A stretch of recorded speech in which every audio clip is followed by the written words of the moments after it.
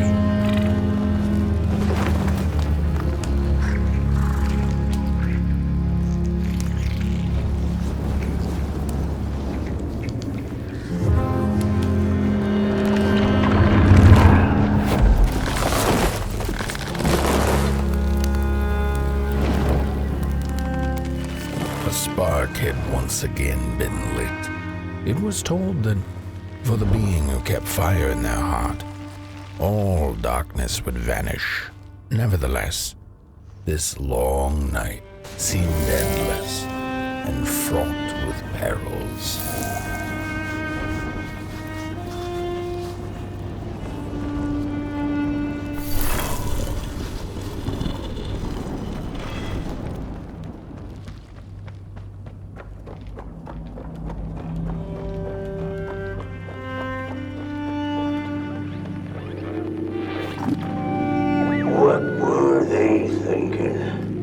That thing was meant to remain dead. I'm never gonna come out again, no sir. In here it's just me. Lonesome ragdoll with his mask. Alone and at peace. They burned it all away, and for what? Shine a little light on things? I can see just fine in the dark. In the dark I can see everything clear as day. What were they thinking?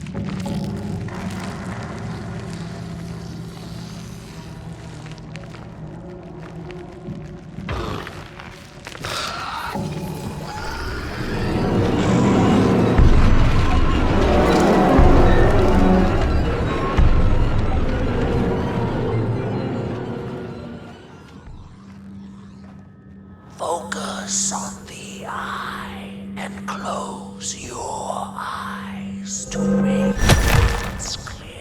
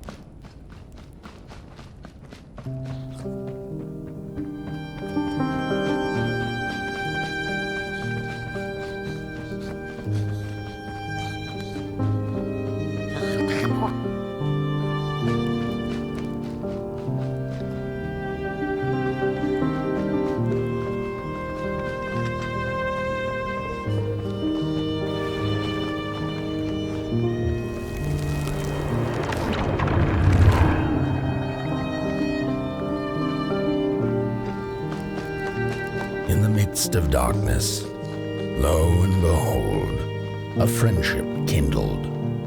The fire that spread with it seemed so small against the vast night sky, small and flickering, but defiant.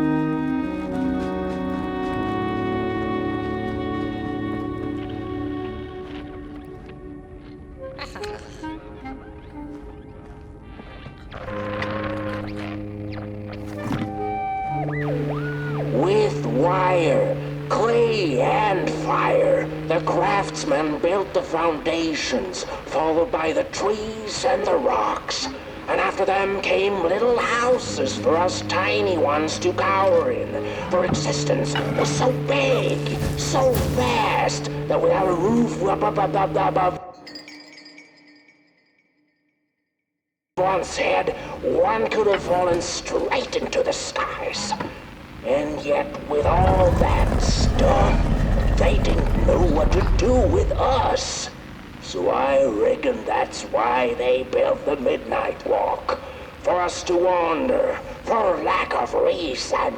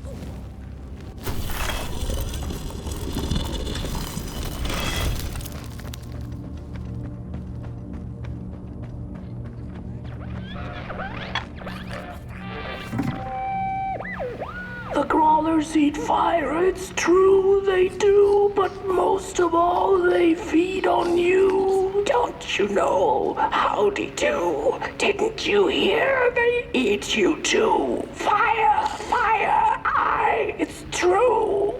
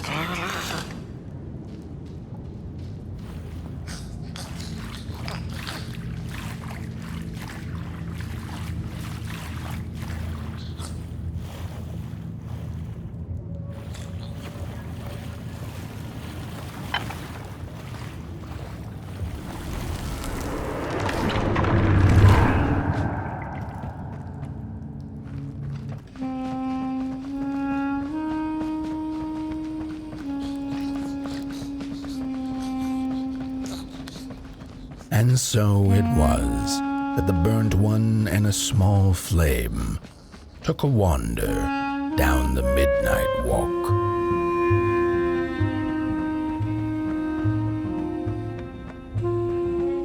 In the closing nights of this era, a wandering flame. How rare, a little pot boy. This is already the end. Your pot boy, the last ember of the work table that was. You are destined to carry this torch to Moon Mountain.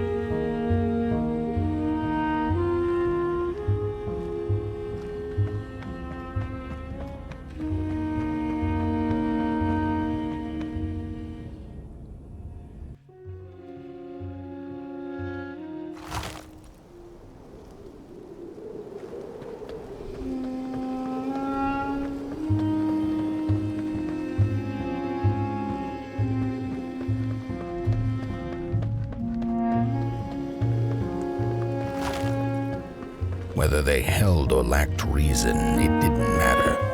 When times were dark and winds blew cold, there wasn't much left to do, and it was quite enough to simply put one foot in front of the other.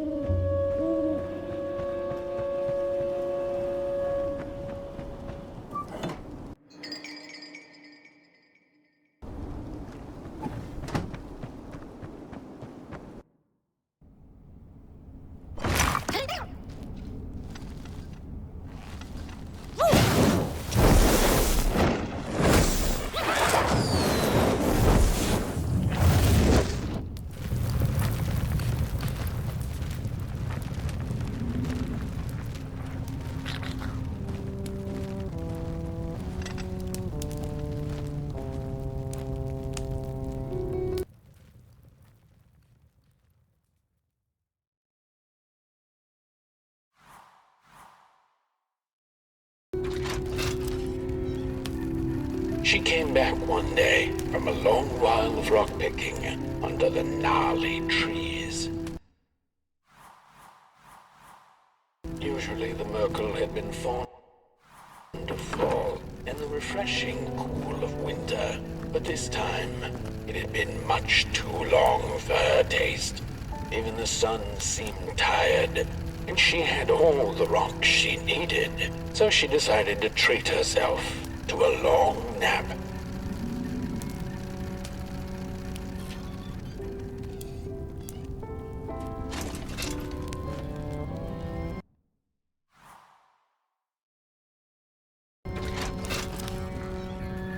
The Merkle dreamt many dreams of the mysterious moon and the critters living within its craters, and of the ocean and its deep secrets known only to the sea creatures and the corals, and of the twinkling stars that had so much to tell, but they were too far away to be heard. All of it intertwined in a colorful tapestry.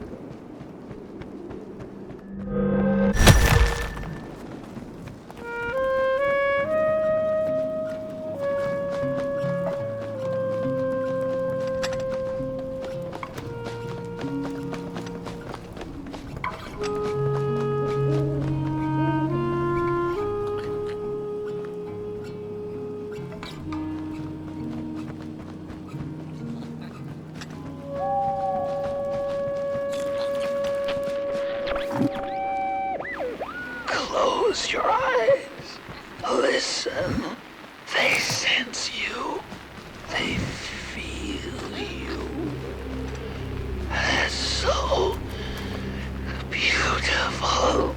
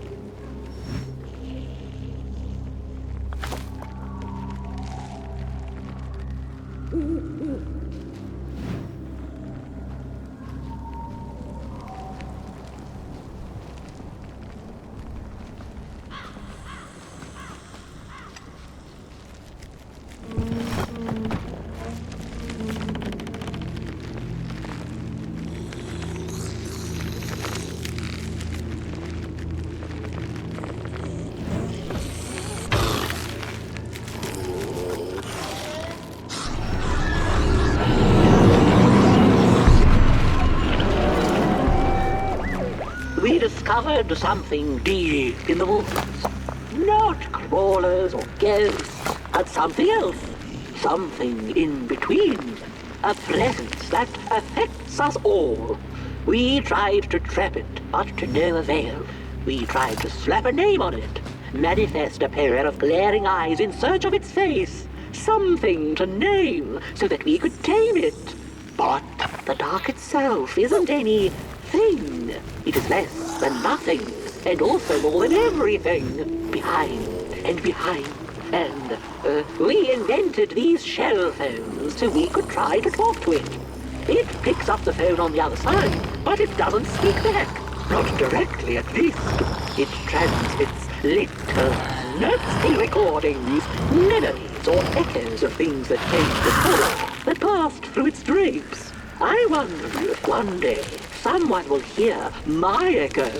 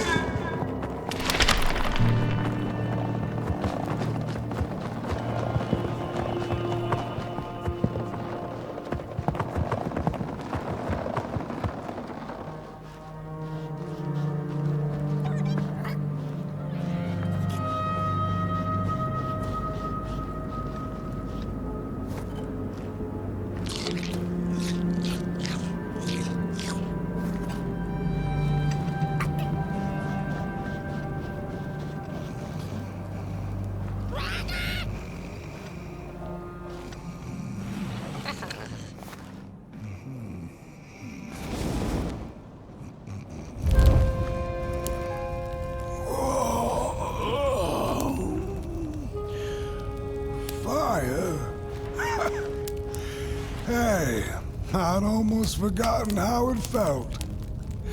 And salutations, Burnt One. Fancy meeting one of your kind here. You're the caretaker of this little firecracker? I reckon you must be headed for Moon Mountain. Am I right?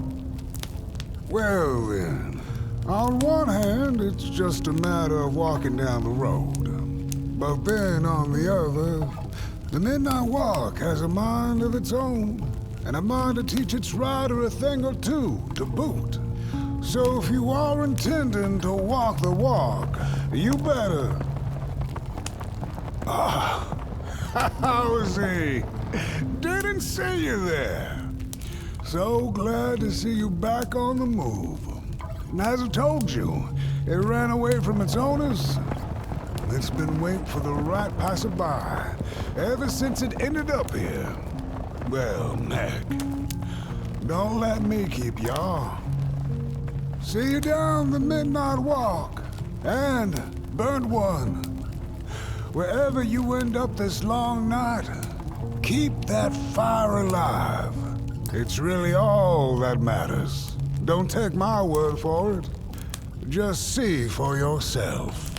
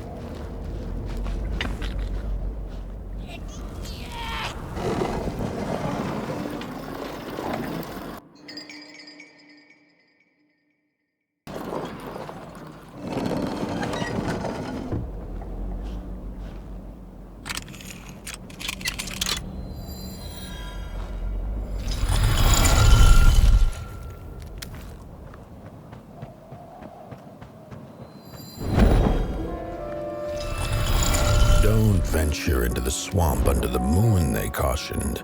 There, wild eyes watch, and itching teeth yearn for succulent heads like ours. Gone are the bodies of old, and they can no longer shield us from the terrors. Get bent, limb tree. Look at those two arms swinging around. Disgusting. Don't touch me, you limb tree. Get bent, limb tree. Look at those two arms swinging around. Disgusting. Don't touch me, you limb tree. Arms and legs. So uncivilized.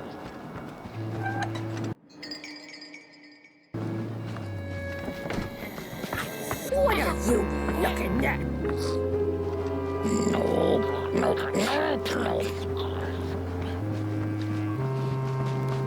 look at this fancy stick. It's my favorite stick in the whole wide world. No, my stick! Give it back! No! Oh, my stick! My favorite stick!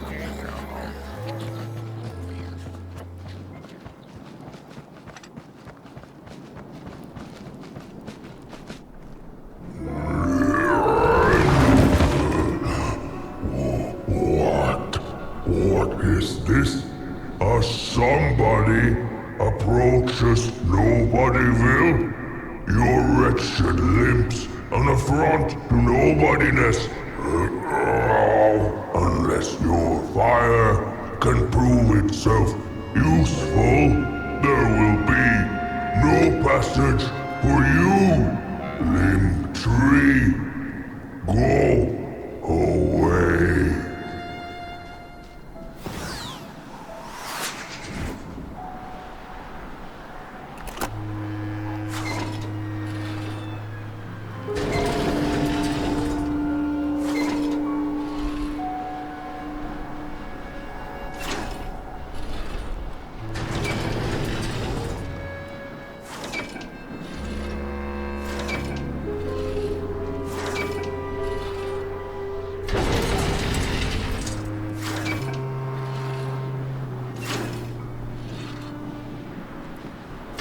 If you light them all, then maybe.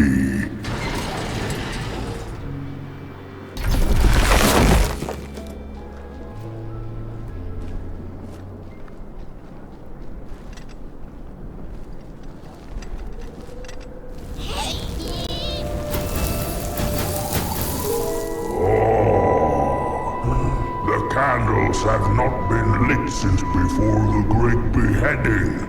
Now fire is back. Maybe fire can help us with our Molgrim problem. The headmaster will decide. Enter, then.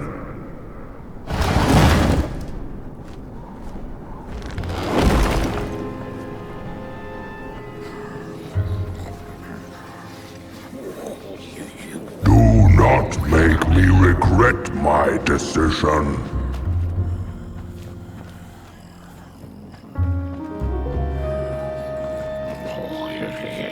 It was foretold.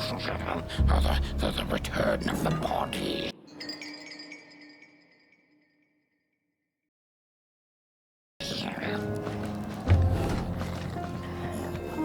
We don't take kindly to somebody's walking around here with 2 feet.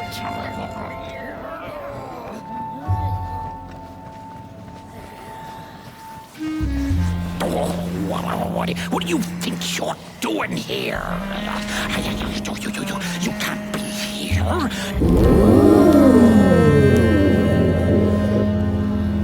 True fire. We nobodies haven't been graced by its warmth since the bodies were banished. They used fire for war.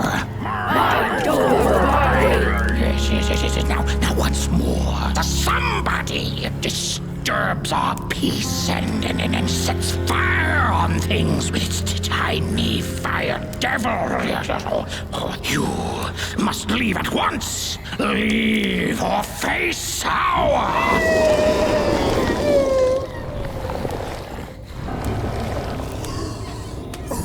It's the Moldrum!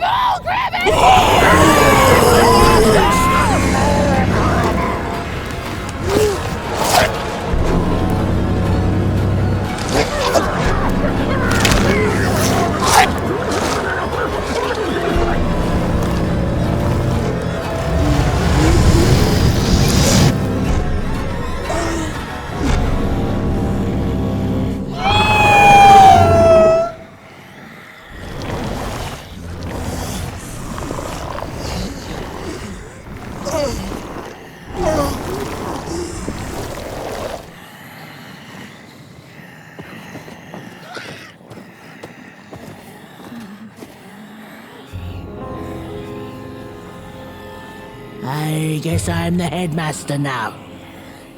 As you've observed with your own head globes, we have a problem. It is called the Molgrim. The Molgrim. Recently, she has become bold, moving ever closer to Nobodyville. You should help us get rid of her. Yes, get rid of her. Tame her. Just make it stop. And by the powers suddenly vested in me, I will, shall grant you passage through our fair Nobodyville. Here, take this. Blech. Now, go do the quest. Meet the problem head on. Tame the Molgrim, and we will. I shall graciously let you pass through Nobodyville.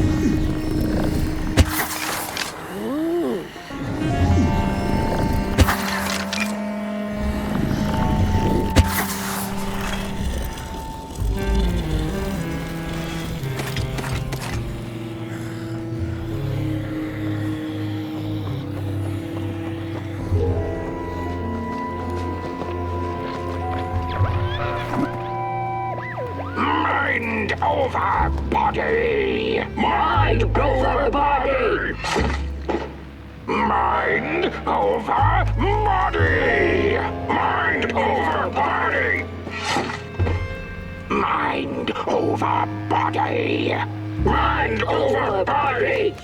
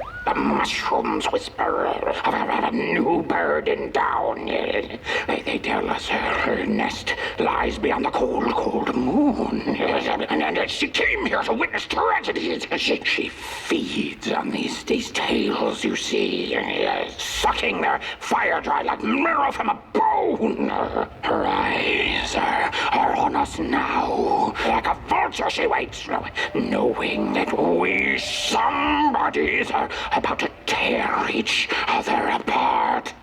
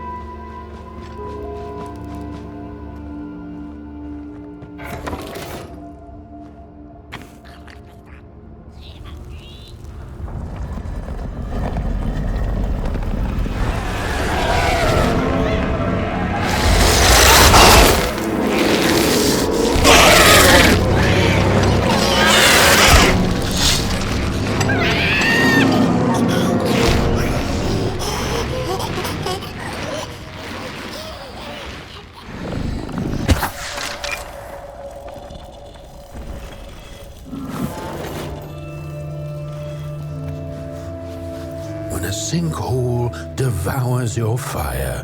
Give it up or dive in after it. An old swamp saying.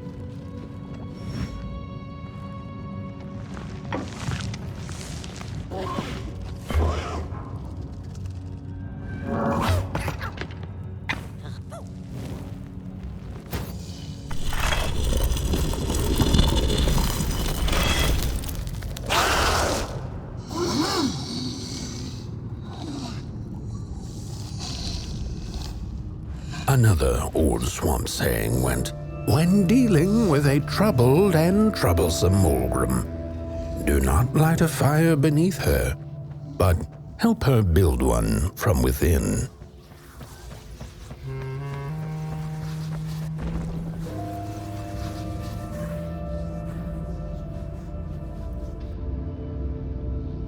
Oh, my neck hearkens the anguished howls of the Mulgrim, and the bitter patter of feet.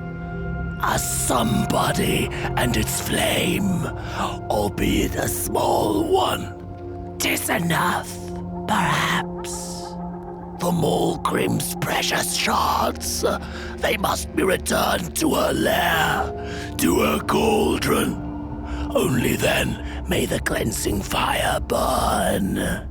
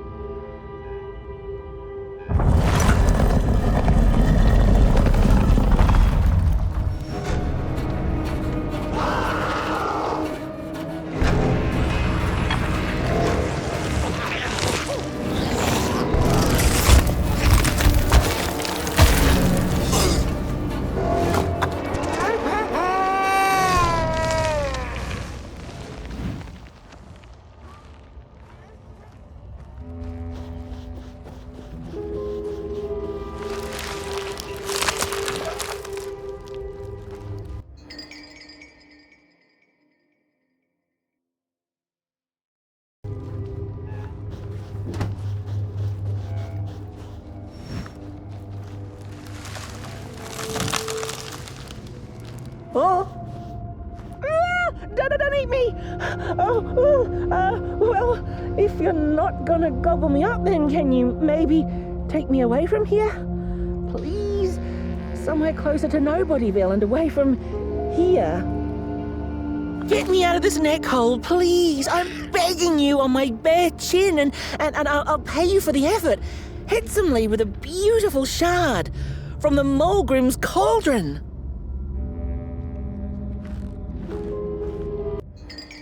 Take me back to Nobodyville, please.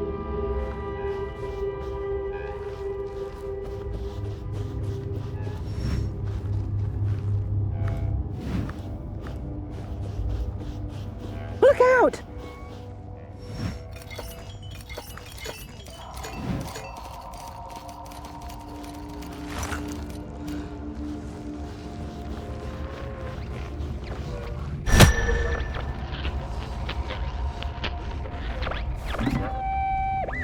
The body stands, their approach over the mountain vain and violent. We ragdolls observe, we record, and we mimic. Their faces laugh masks, they do not know what the short and yearning nights behind. His hands will tell. We put on a mask, we perform, and we put on a show.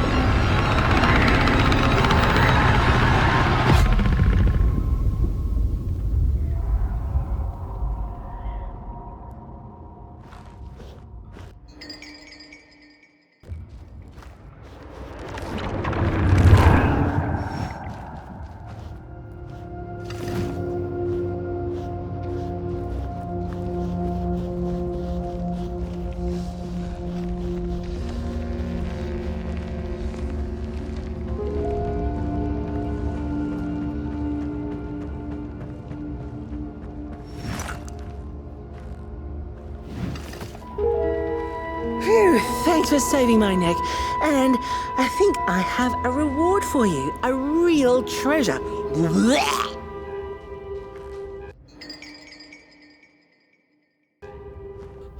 There you go. One of the 3 missing shards from the Mulgrim's cauldron. Yeah, I stole it. Oh, I thought I could maybe buy me some kind of ticket away from, well, everything. Start anew, you know? A good head on a pair of healthy, strong shoulders. Eyes on the horizon.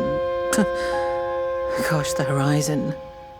Do you know I haven't seen it once since I lost my body?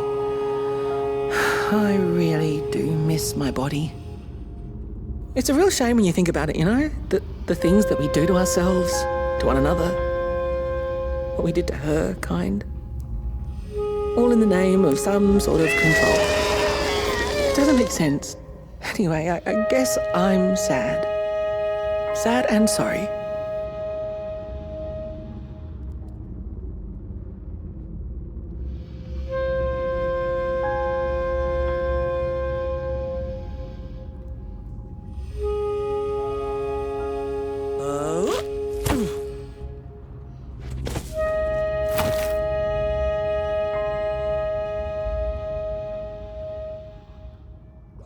Hey, thanks. You're a great listener. You know that? Just take care of that shard now. And maybe put it back where it belongs and... yeah. Goodbye.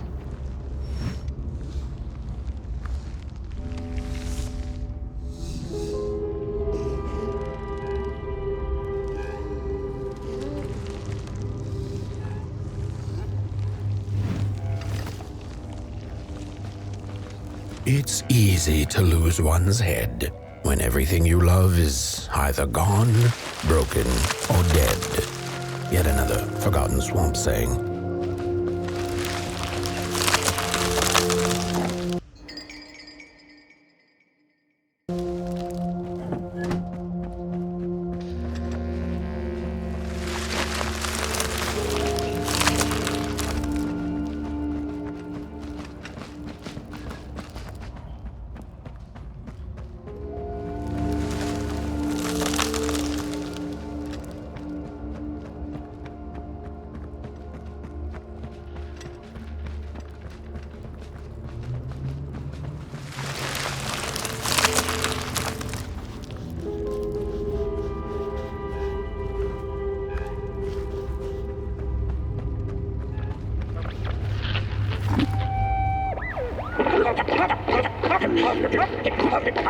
Hands up!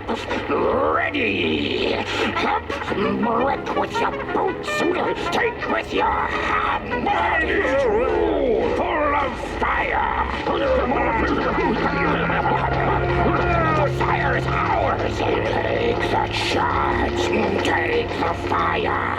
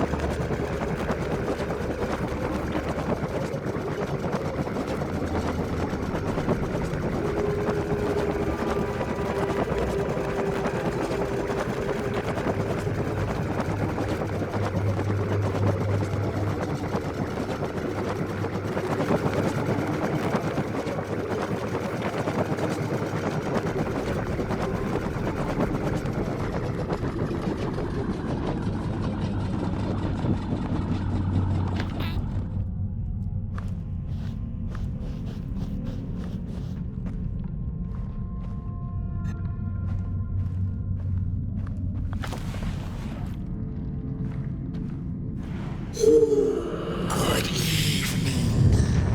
Or is it morning or afternoon? Hard to tell without a sun, isn't it? No, it is most certainly night.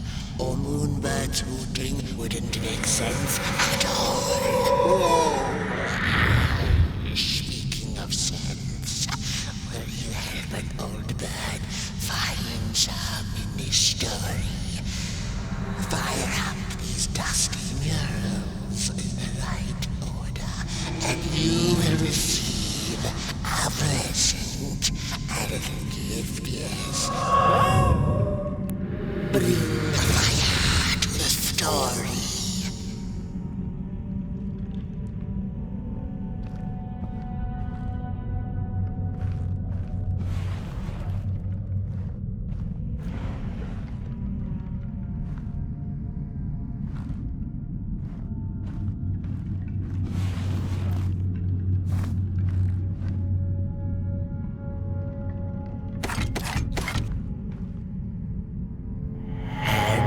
As the heads roll, the time of the Mogrim begins, and you...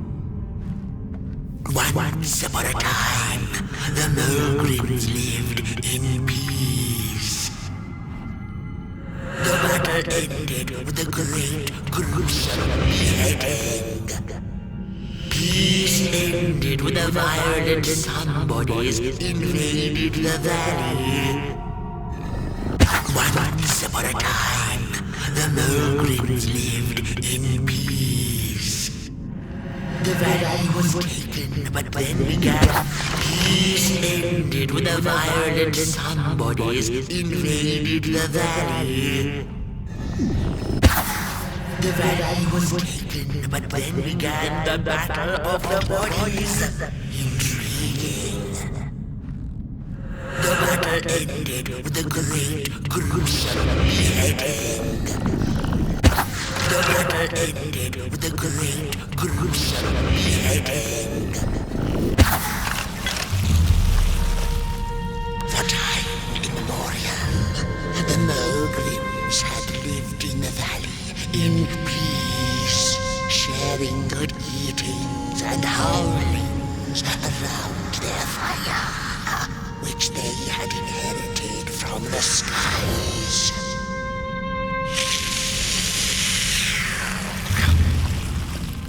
Then one terrible night came the violent somebodies. They hunted the Mogrims for sport and took their fire for themselves.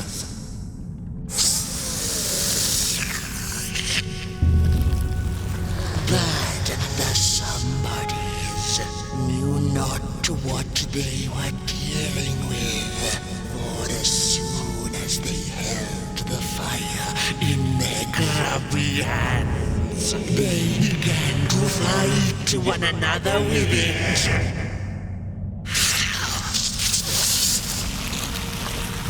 To save themselves from themselves, the cunning heads turned on their bodies and organized a great meeting.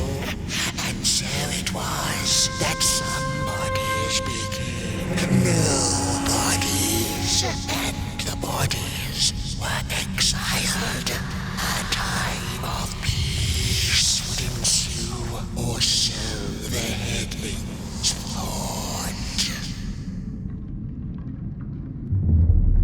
The last living Mogrim had been biding her time, and saw now an opportunity to return and take bloody vengeance upon the heads, who were now left defenseless without their bodies.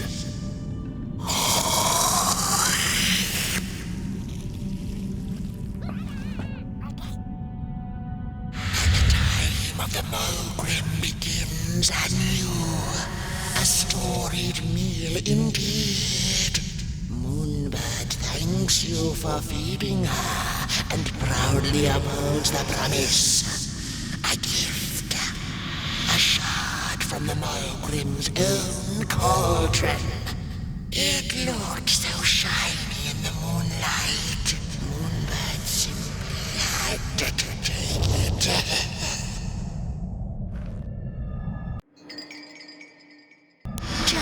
For now, she'll see you in the light.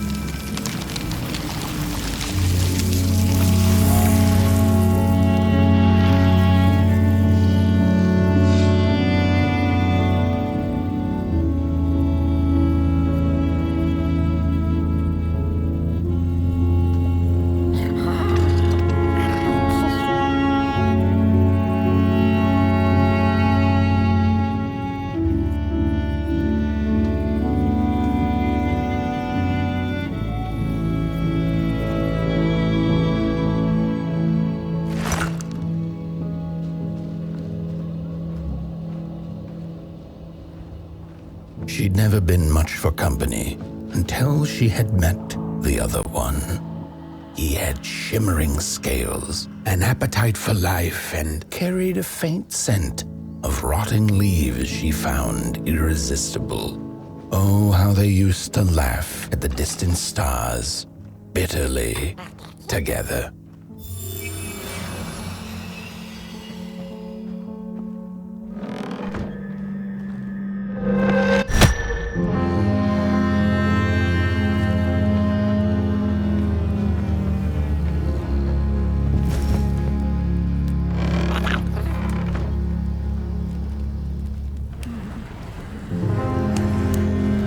The howls of the Mulgrim have gone with the wind, and our headaches settled into gentle throbbing.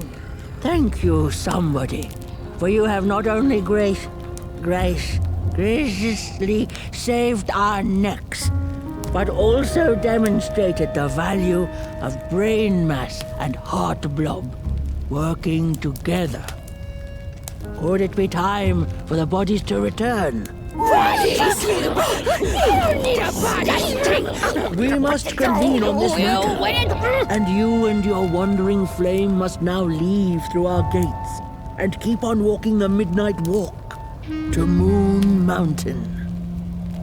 Moon Mountain!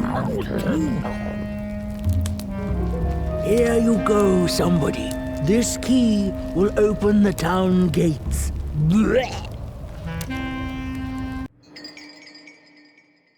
The mountain once again beckons, and the call is answered.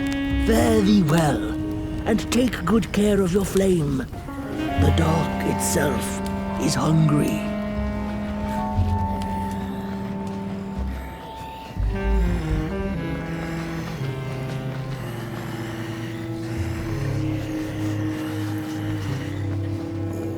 The bodies might be returning yet. Oh, now.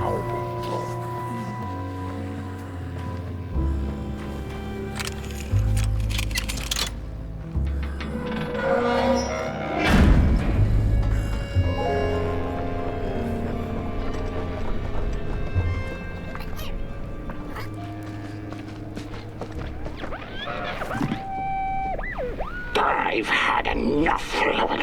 First it was the big Mulgrim hunt, and then they forced us out into that make-a-forgiven swamp. I hate hiking. And then when we had nothing left to hunt, we started fighting each other. And then Mr. Mayor gets this grand idea that we should chop our own heads off and banish our bodies. How does that even scientifically work?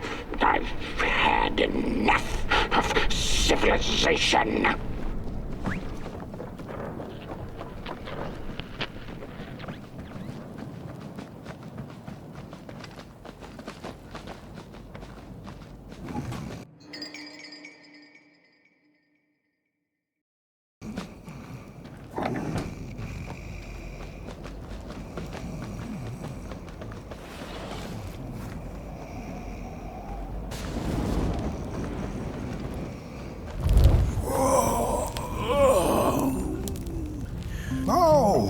Back from a little swamp detour, huh?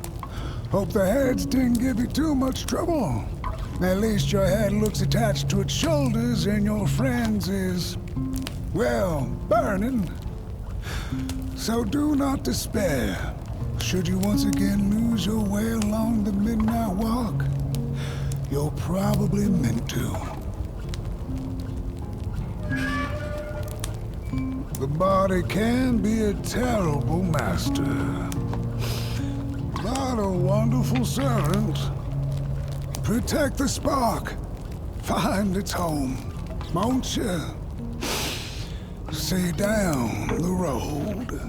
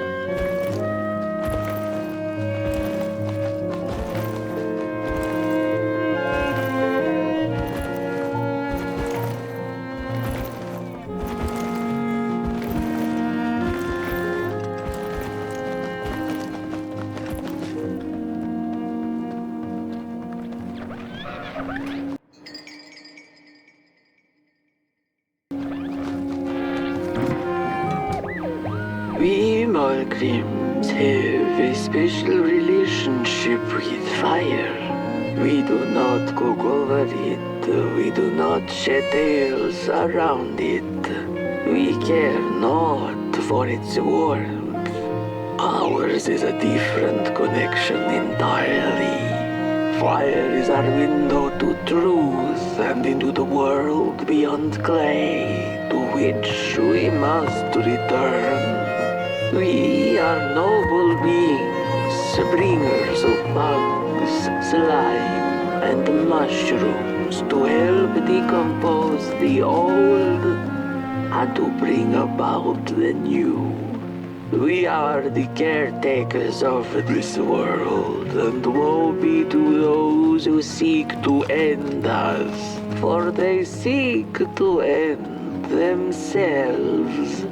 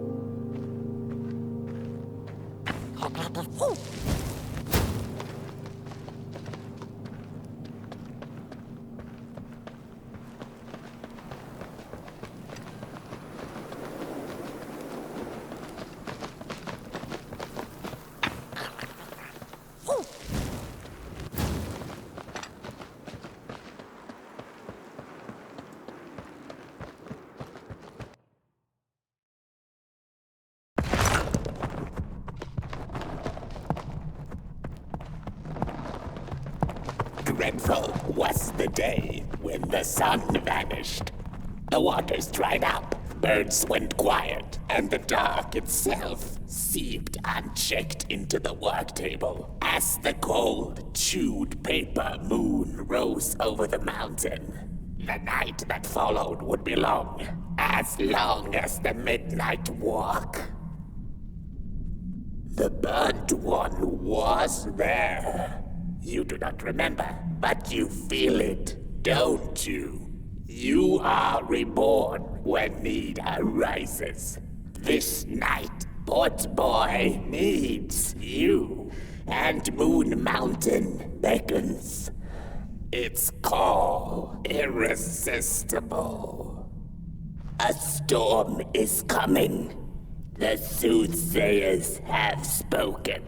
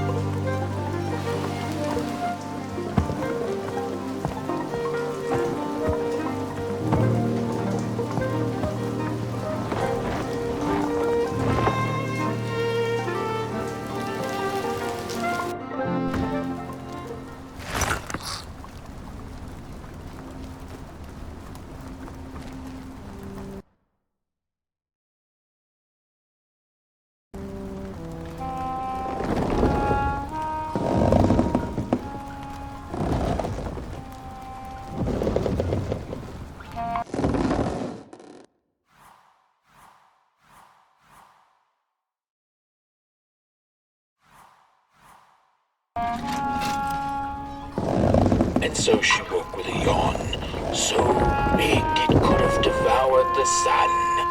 She had slept for just about a decade. A decent nap by Merkel's standards. She smacked her dry lips, looking forward to what the new dawn had to offer as she left her lair and went out into the cool night. "Wait a minute," she exclaimed. "Night?"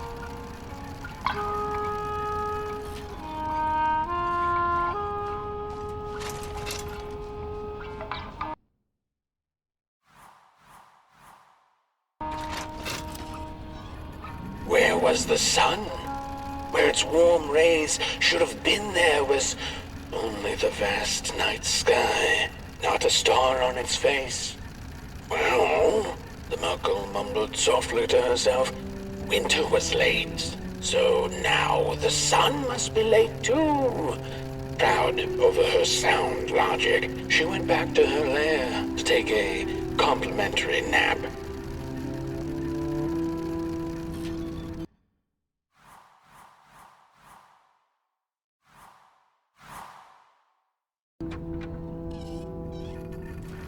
The Merkle had taken a nap that had lasted 2 decades. Now that counts as oversleeping even by Merkle standards. She had awoken anxiously this time, feeling misplaced and confused. The confusion grew further into panic when she was greeted not by the sun's life-giving caress, but once again by the silently mocking night sky.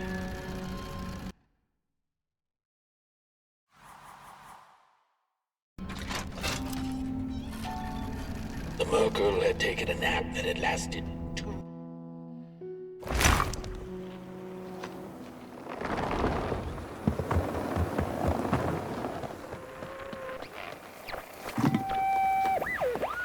I had a flame once.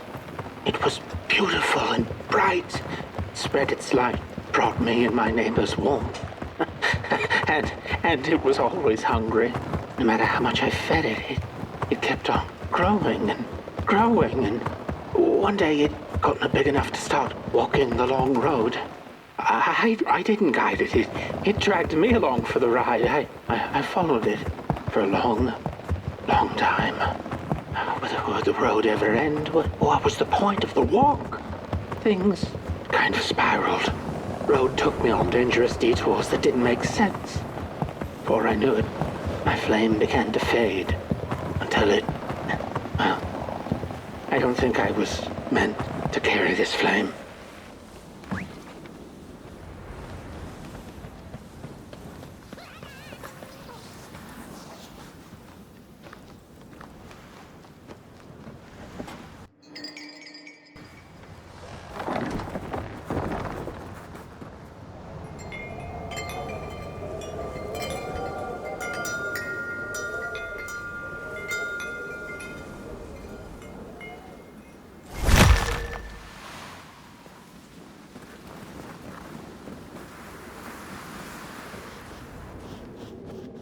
There once was a freezing cat who was looking for shelter when she came across a dark cave.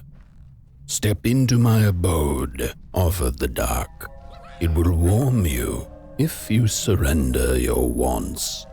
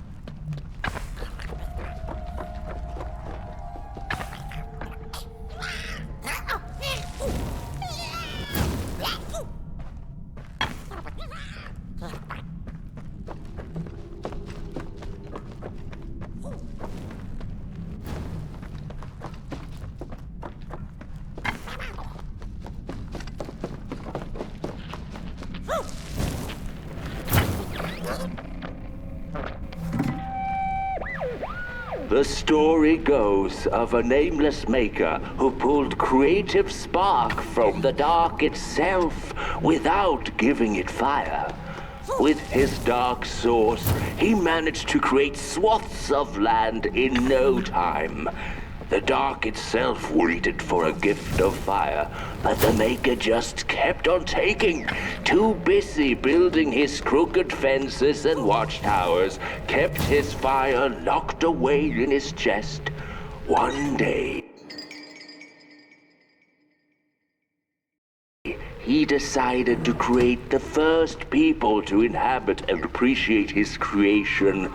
It was then that the dark corrupted the Maker's clay, guided his greedy hands into creating not people, but the first of the fire-eating crawlers. And they crawled into this world absolutely starving.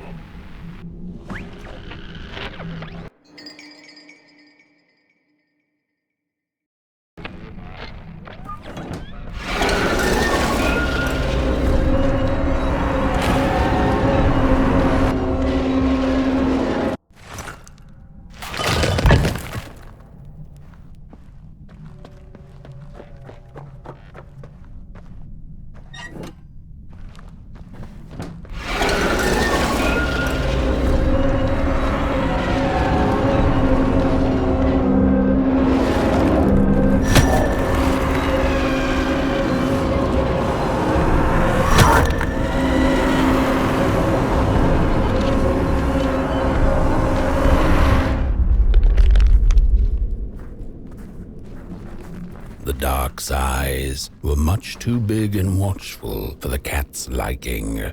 She went on to find warmth somewhere else.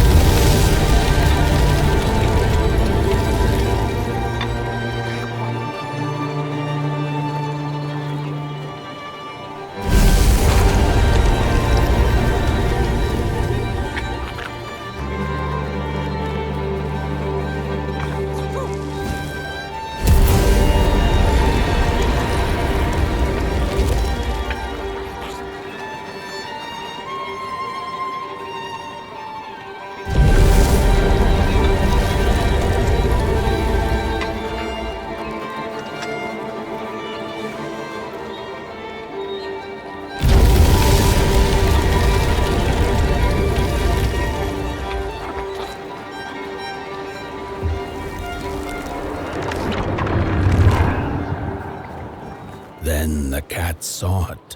Rooftops piercing the sky. Approaching the town, she was greeted by a crone. "Come, kitty, kitty, you must be tired. Sit in my lap. Share your soft fur, and I shall warm you for a spell."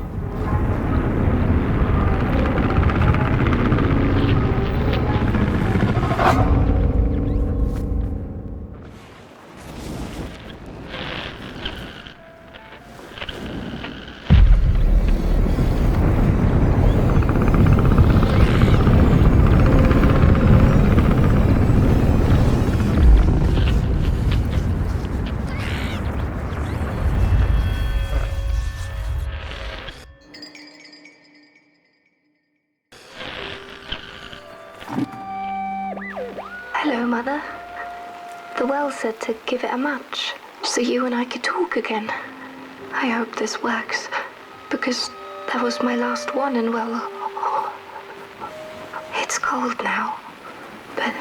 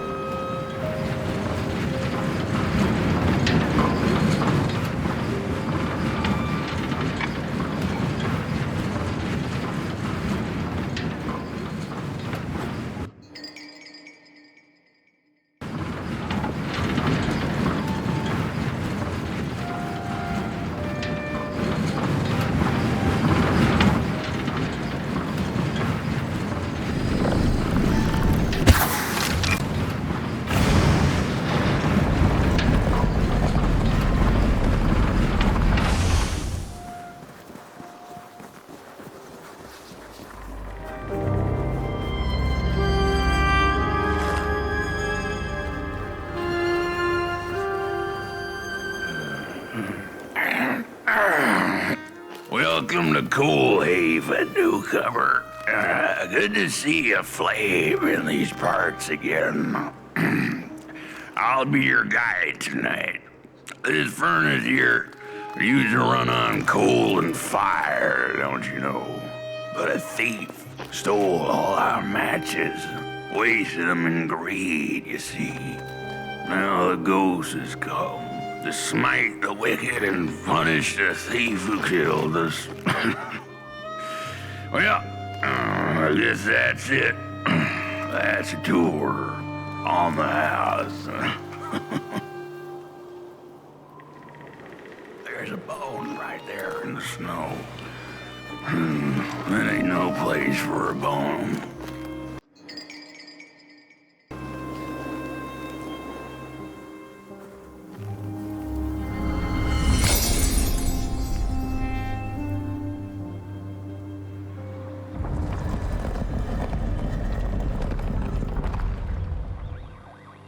Oh, do you feel that? Something's changing. That furnace was the soul of the city. We used to worship it, us coal miners did. Fed it trees and fire like it was a hungry, angry god. This broken body's going nowhere. But yours is. Walk the streets. Listen. Just don't believe everything the half-dead say.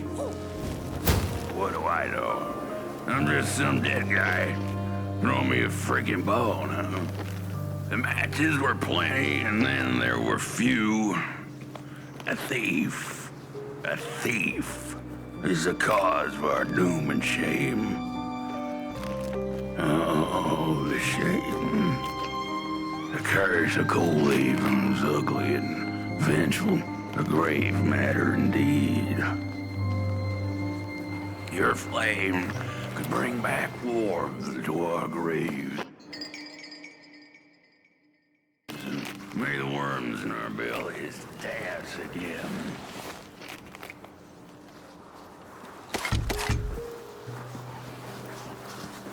The cat didn't like the crone's crude pettings. Her hands tugged at her fur. Now, rest still, the crone said, as she pulled out a crooked knife. The cat was quick and escaped just in time.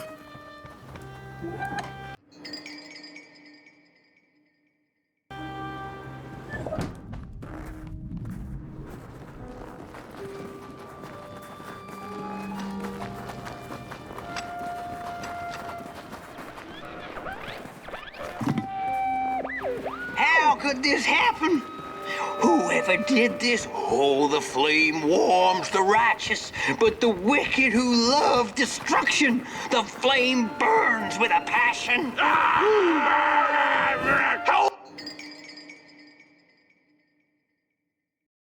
Only warm the furnace! Feed the thief to the furnace! Feed the thief to the furnace! Coalhaven is doomed! On the wicked the flame shall rain fiery coals and burning sulphur. A scorching wind shall be their lot. Come forth, thief, and confess your hideous crime!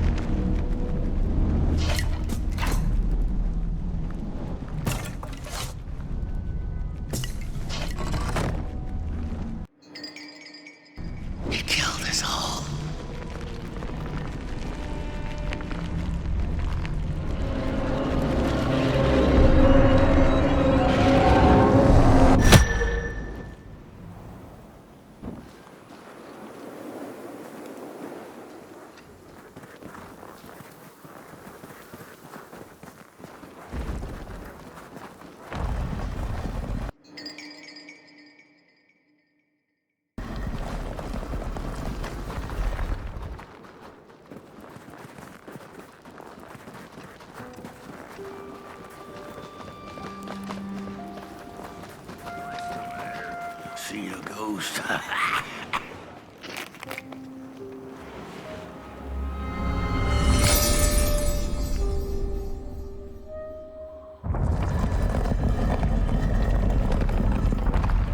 The thief loved the stars.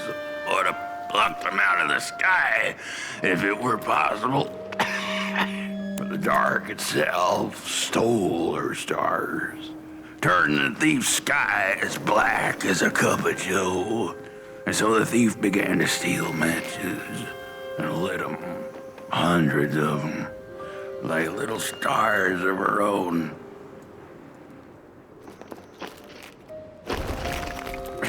The crooked path to the house on the hill lies open. You hear the scream. Wherever she sought warmth, it had a price. The miners needed the cat to get rid of the rats, and the vicar wanted her protection from bad luck. Bony hands reached out from all around her, trying to grab her. The matches lead to the house. Brothers and sisters, hunt down the thief. The matches. Follow the bird matches. Follow the matches.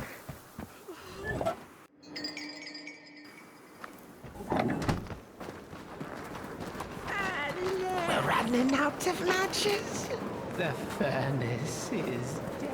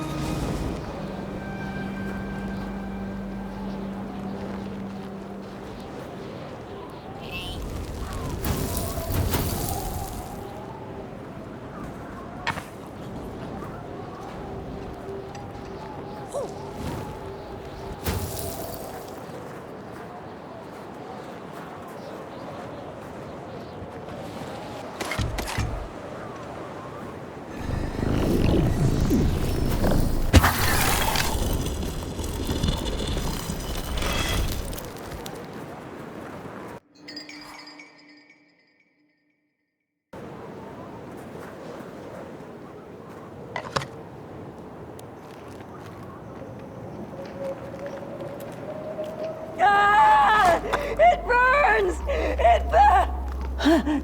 What's... Oh, this isn't my body. The fire, did we snuff it out? Where's... Did I save them? The house. It's ruined. Well, it wasn't supposed to go down that way. They locked the door, threw the key into the woods. Huh. There was so much anger, and now there's nothing. This body is so uncomfortable.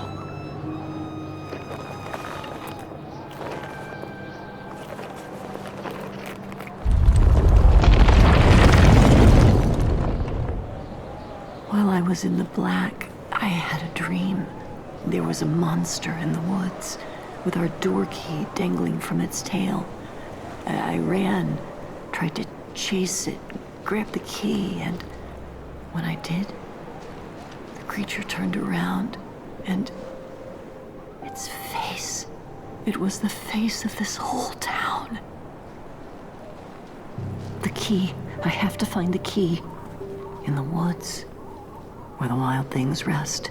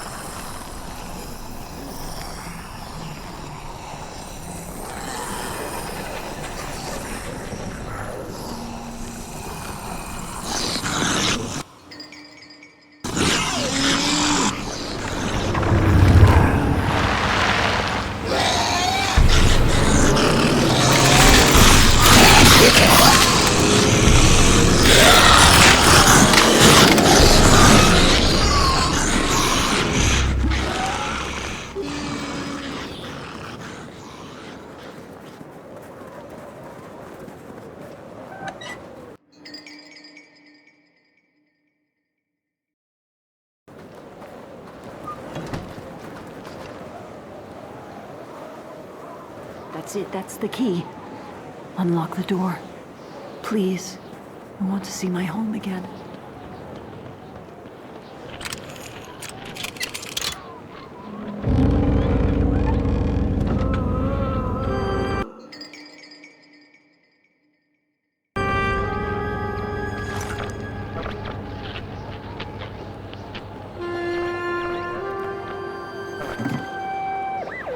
Furnace is getting weak. Council says we're running out of matches. We'll have to harvest more trees then. I don't like it. Losing the force like The cat felt as if the walls around her were growing taller, the alleyways narrowing. Turning a corner, she bumped into a girl sitting in the snow.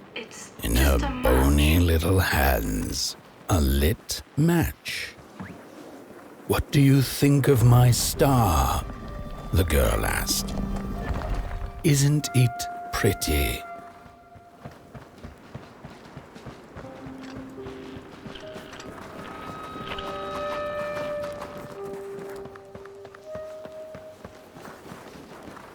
The crooked path to the house on the hill lies open.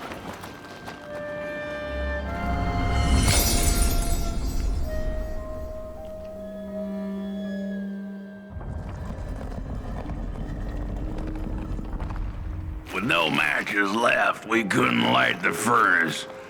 And the thief paid a terrible price for her burning greed. As the furnace died, one by one, so did we. But before we perished, the dark itself moved into our hollow husk, turning us cold and wicked. If I had a heart, I'd feel great shame for what we did. I'd feel great shame for what we did. The old man feels it too. Should have been long dead with the rest. He just wasn't ready to go. This just him. The little bird whispered that the old man wants his song back. Now what the heck does that mean? Am I right?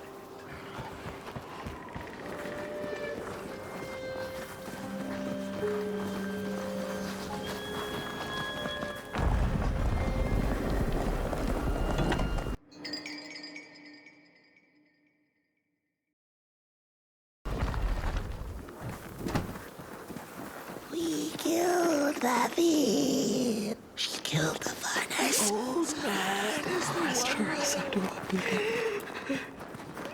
Shame.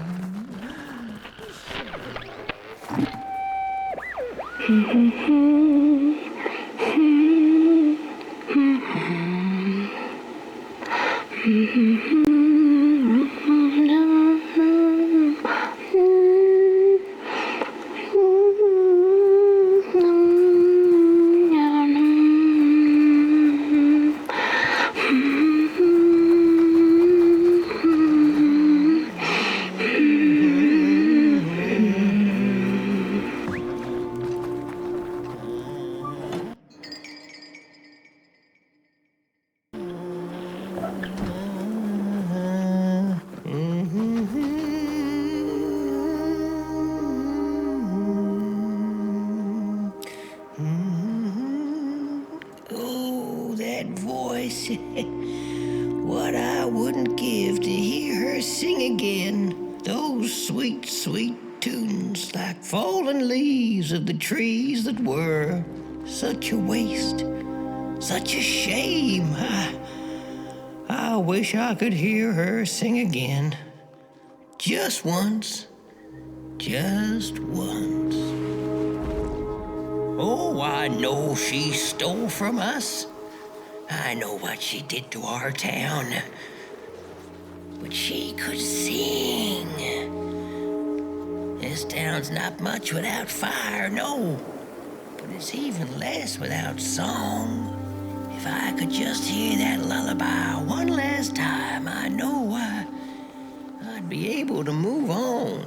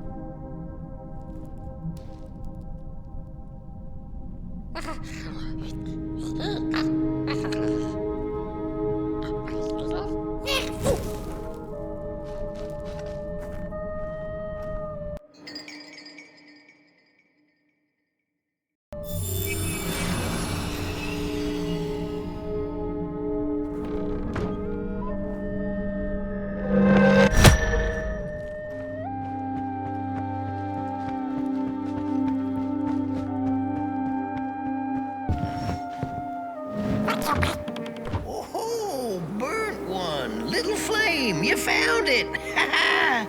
Does it still keep our song?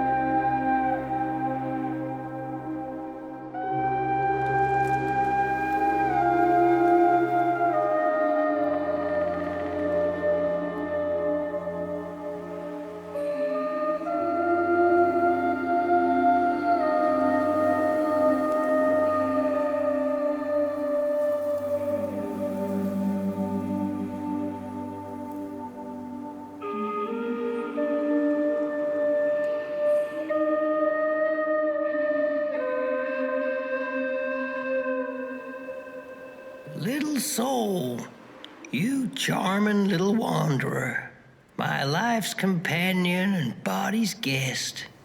Where are you off to now? I don't know what I thought would happen. I feel a strange warmth, but just as coal runs deep in the earth, so is the shame a part of me, mine alone to bear.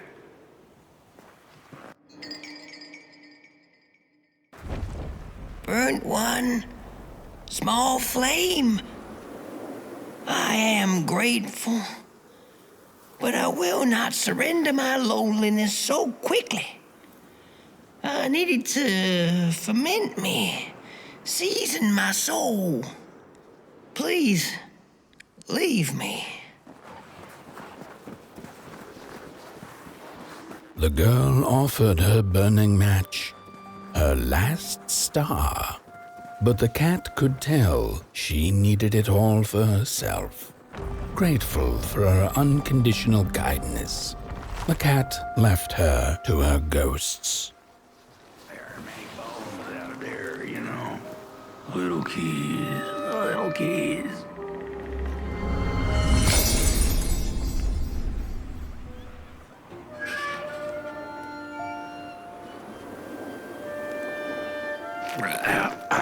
The door to the flame is open.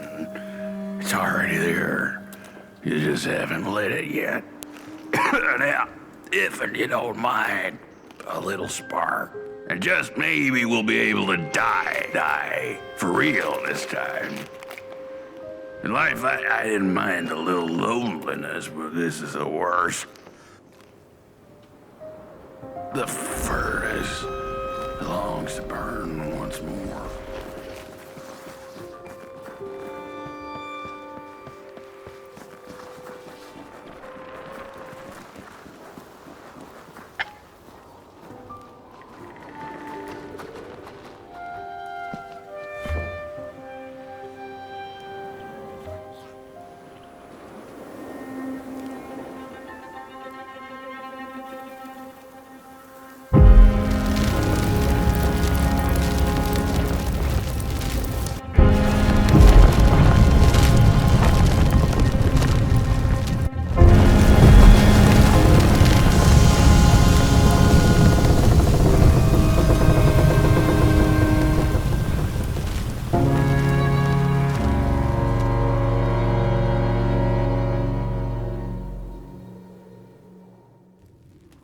Blanket.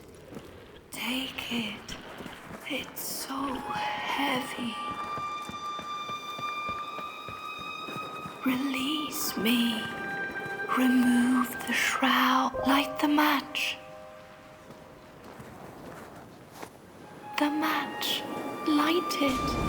Please. One. Thank you.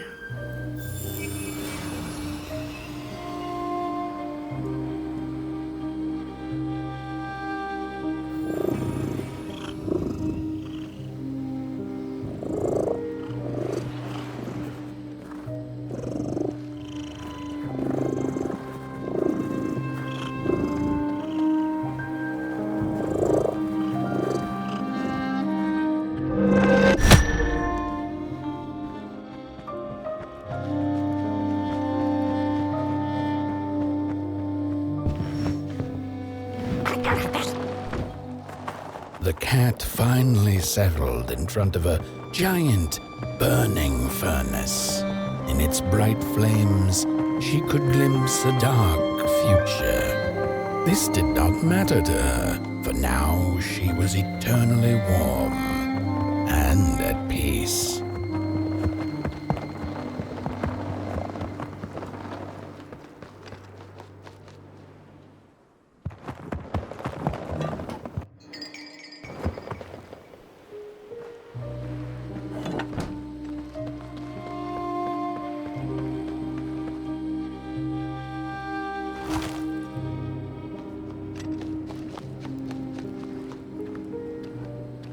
The flame burns still, and the fire has spread along the walk.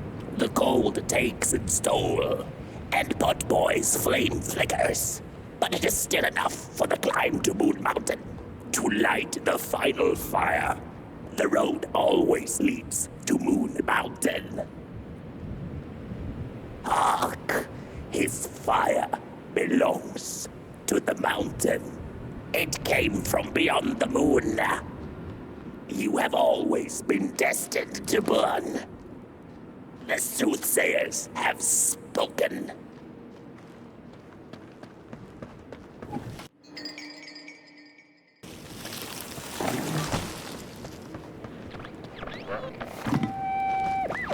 There's a fella who watches over the midnight walk, pointy hat and hollow gaze. He's been around longer than you or I.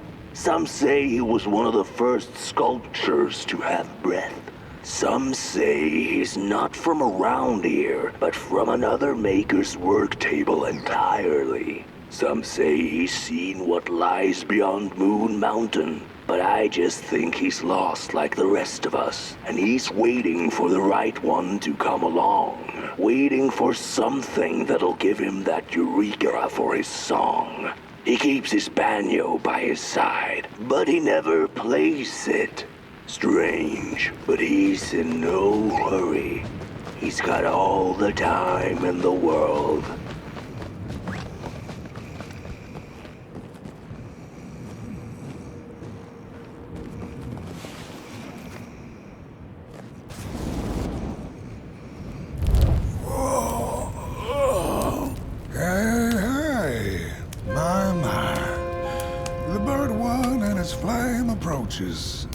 The road's been long, hasn't it?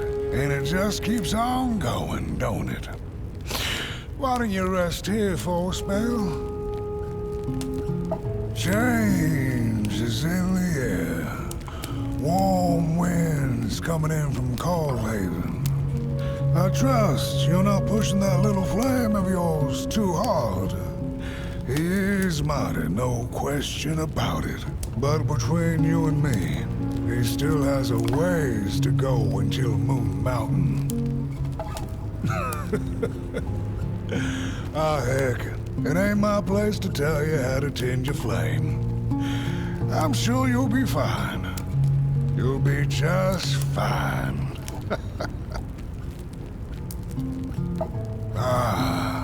To feel at home wherever you walk.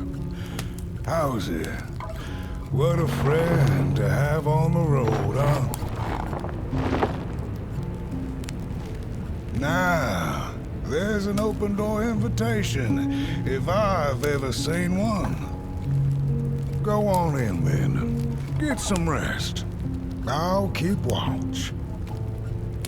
Go on in then. Get some rest. I'll keep watch.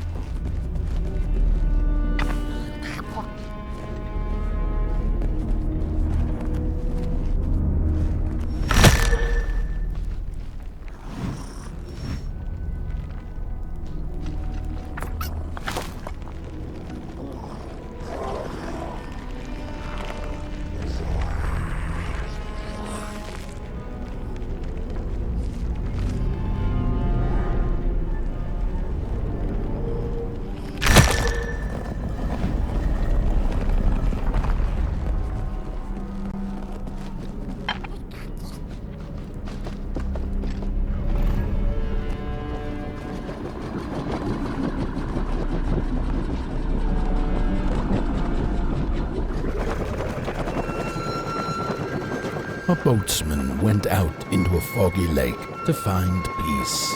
Then, out of nowhere, came another boat that bumped into his. He cursed whoever was on the other boat, but when the fog cleared, he discovered that it was, in fact, empty. These sarcophagi are molds, rebirthing the bodies of the burnt one. Failure after failure, they keep coming back. They lie dormant, and then they awake at an appropriate time, during times of dark, to perform a task. The taskmaster unknown, doom spelled on the flip side of a coin. Little dolls in a dollhouse made of matches.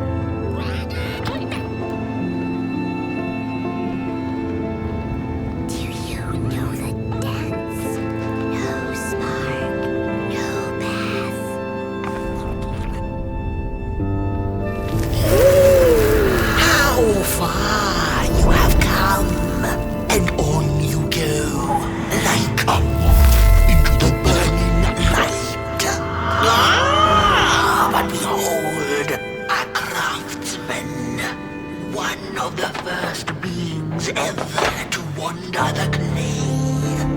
Like you, his heart is ashen, barren, yet ripe for tasty stories.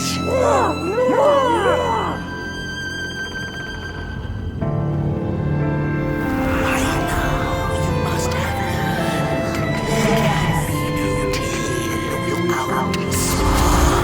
No spark, no path. Light the fuse. It will guide the burnt one, and mayhap feed moonward. A symbiosis most reasonable. Do you agree?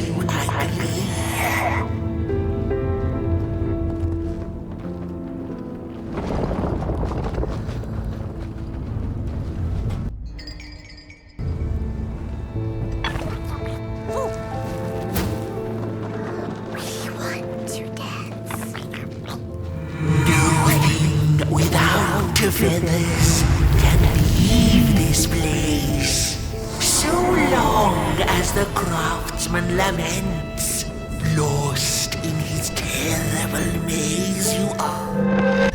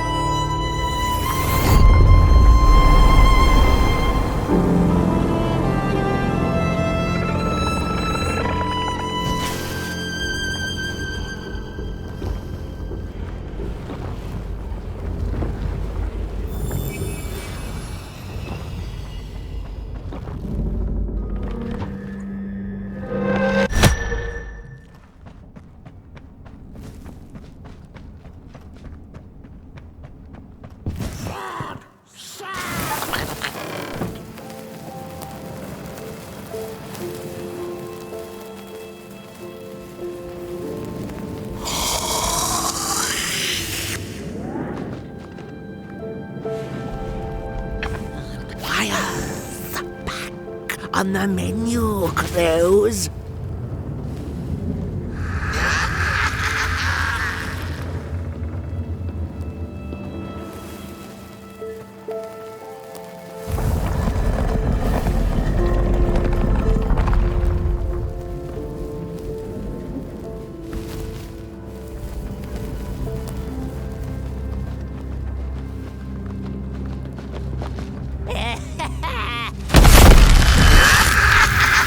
See you, not to crawl closer, Moonbird.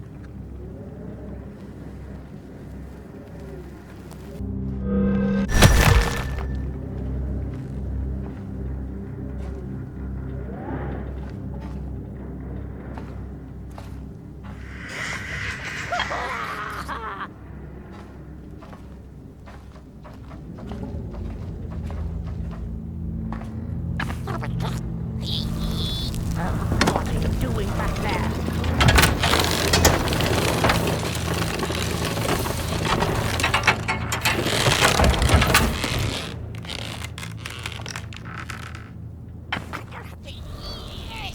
What are you tinkering with?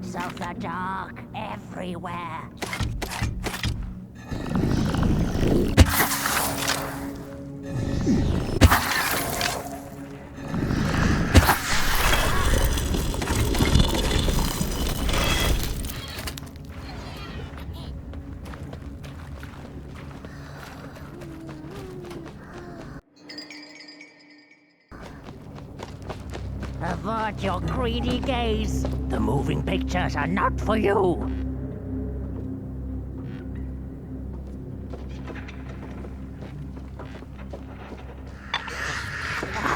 Eyes, ever watchful. The pictures, they're moving again. Forbidden. It is forbidden. It is forbidden. Hush, no talking in the theater, fools.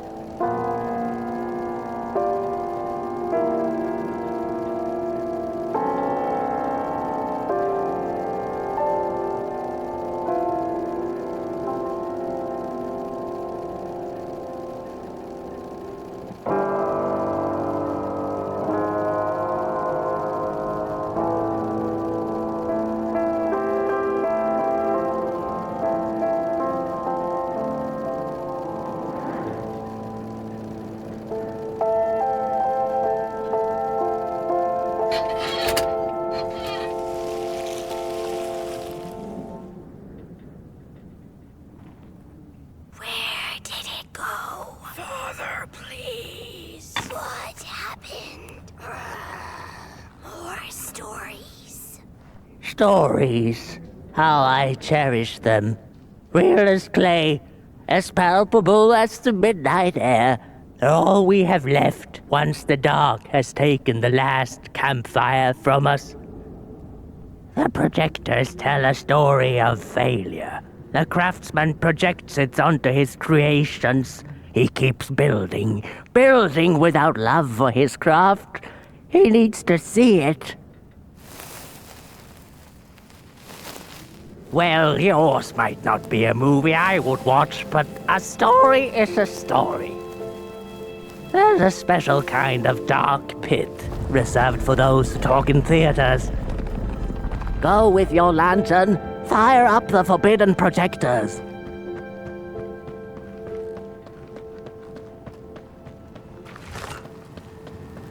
The potter, stuck in the sinking clay in which he had dug so greedily, spoke his final verse. Here was I born, and here I lived. My refuge was the clay, and now the clay has played me false in a most grievous way.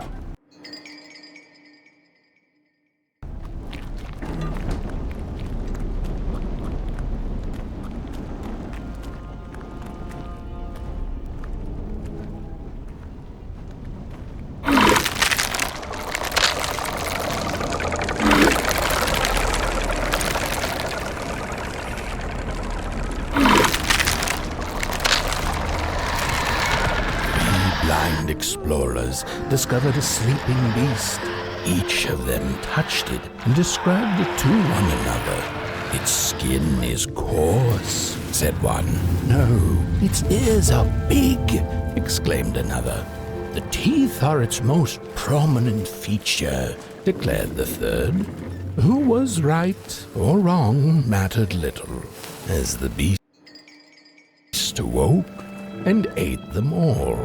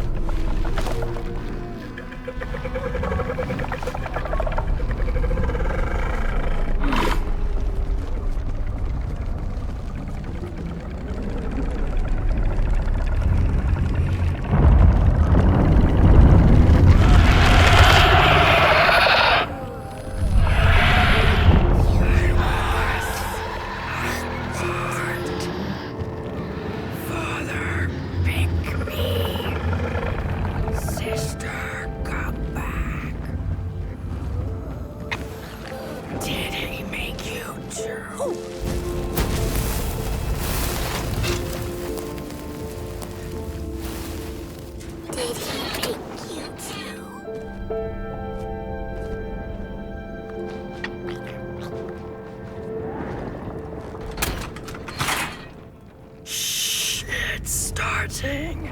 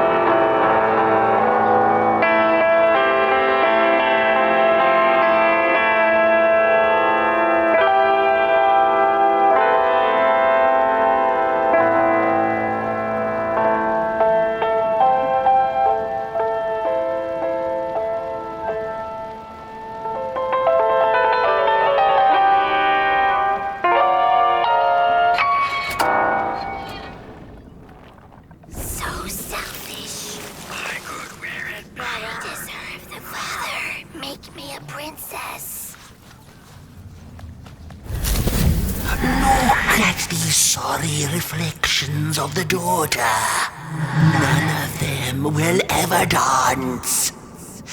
Ever feel the warmth of their maker's heart. They can never be enough.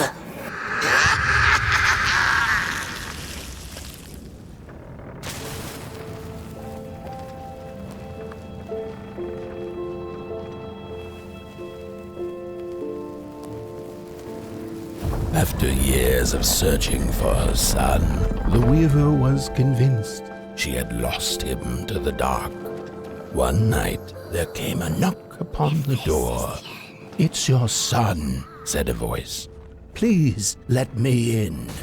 Thinking this was some cruel spirit come to mock her grief, she remained silent until her son gave up and left, never to return again.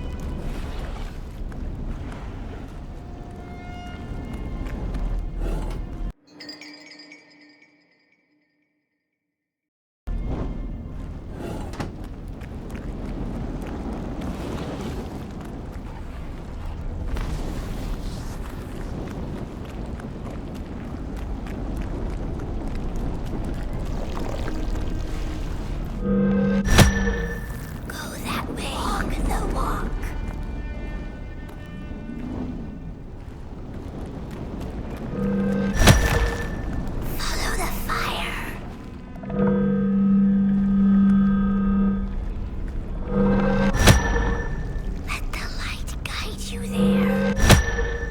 Walk the walk. Go that way.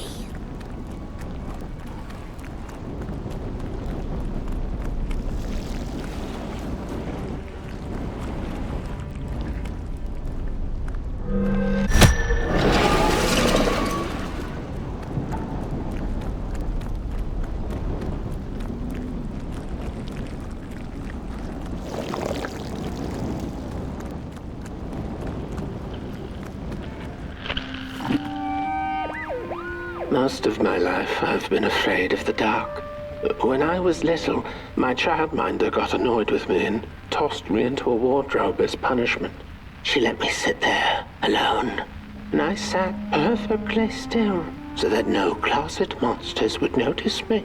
It was the longest, most terrible 15 minutes. Many years later, I don't know what happened, but now I love sitting alone in the dark. I get into the wardrobe, close the doors, and I sit perfectly still. It's like a void, empty, but not cold, where nothing exists and everything is possible.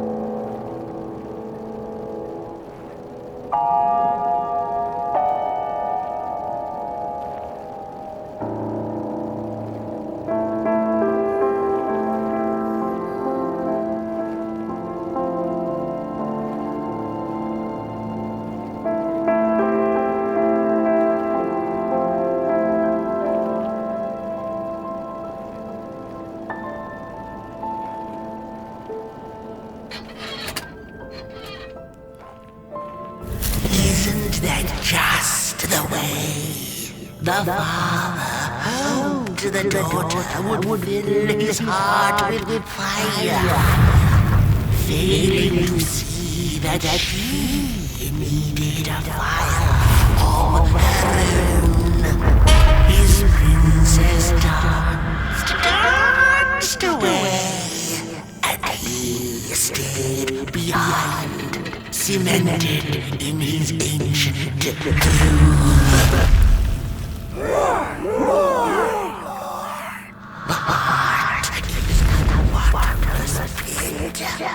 Never seated, always craving for more.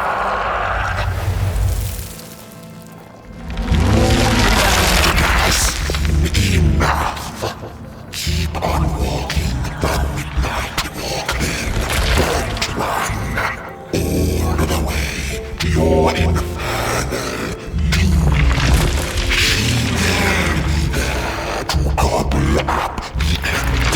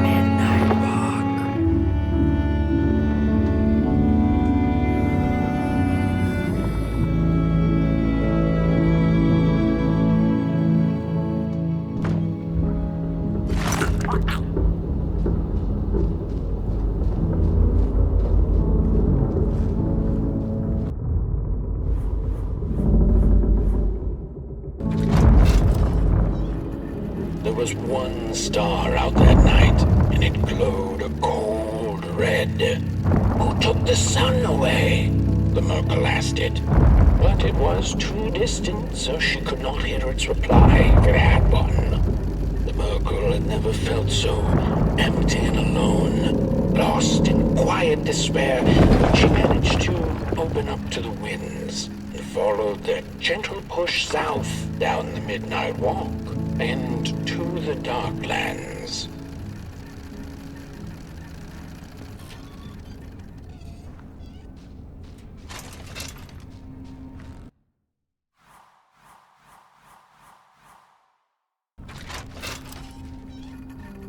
Along the walk, she met the old soul fisher with whom she'd shared many a teacup in her days. Is that the Merkle I see?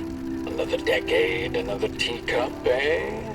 He chuckled, but the Merkle sure wasn't in the mood to discuss teacups. Who took the sun away, soul fisher? Surely it wasn't caught by your hook.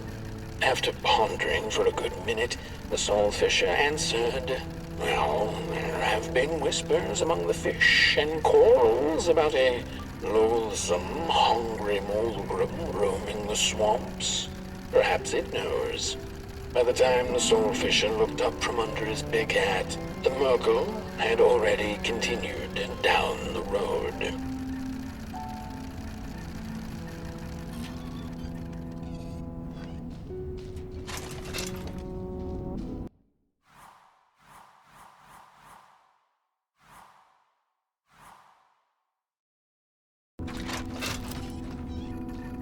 After a long while of following oversized snail-like tracks in the mud, trudging deeper and deeper into the mushroom-ridden swamps, the Merkle heard a harrowing howl. Up on a hill stood a looming figure, dark and still in the quiet of the night. Lo and behold, the Mulgrim, she thought to herself in slack-jawed awe.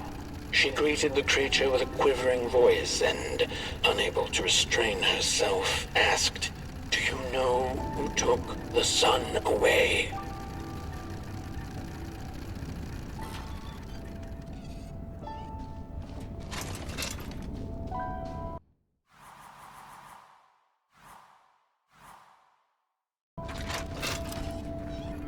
Talking to monsters had never been any Merkle's forte, but this meeting proved spectacularly disastrous. Barely escaping the gnashing teeth of the Mulgrim, she managed to escape by jumping into a lake, following its stream away from the swamps. Although the Mulgrim was far behind her, she could still hear its melancholy howl. Mad with grief, she mumbled, "As I will be, unless I find the sun again." Tired from running, she searched for shelter and found a dark, dank cave. Cozy, even by Merkle's standards.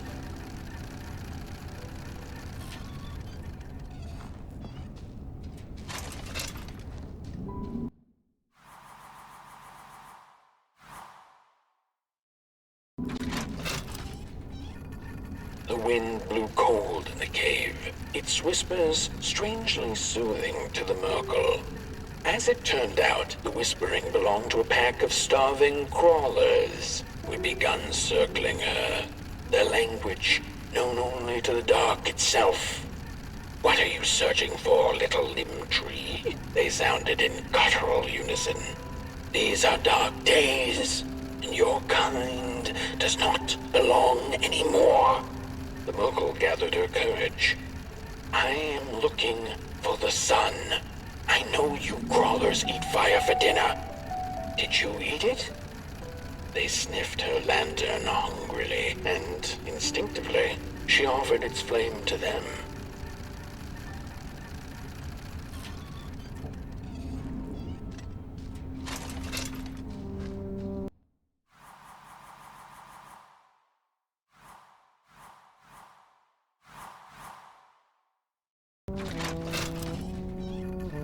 The crawlers cackled like mad chickens. "Keep your fire cleaning. Take it to the dark itself. Mayhaps there you shall find answers." Before the poor little Merkle could shriek, the crawlers had gone with the wind. Knowing not where to find the dark itself, well, everything looked pretty dark to her. The Merkle found her way back on the road, further away from home than she had ever been. The hills were looking stranger by the hour. The rocks upon them seemed to move. They were the head people, a peaceful yet grumpy sort who didn't take kindly to somebody's perusing their lands. They muttered at her as she passed them, but she couldn't make out their words. "What's that, little headlings? Are you saying you know who took the sun away?" But the heads only grunted and rolled away, back to the safety of their huts.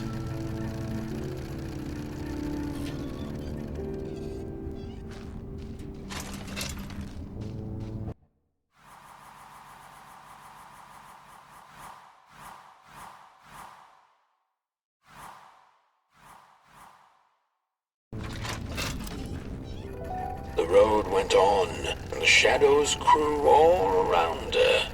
Was this the dark itself? Not sure whether she was alone, she asked out loud, "Does anyone out here know who took the sun away?" By the side of the road lay 3 peculiar faceless and person-sized dolls wrapped in muddy bandages. A stone's throw away lay some strange masks. The Merkle followed her instincts and put the masks back on. And the dolls did come to life.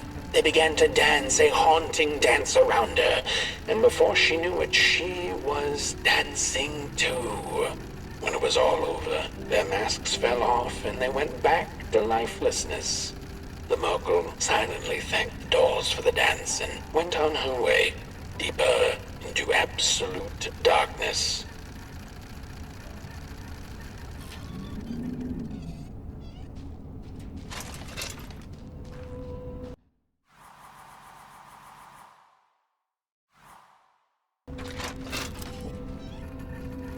Before she knew it, the little Merkle, lost and tired, came to stand before the dark itself, with a burning question clenched in her fist.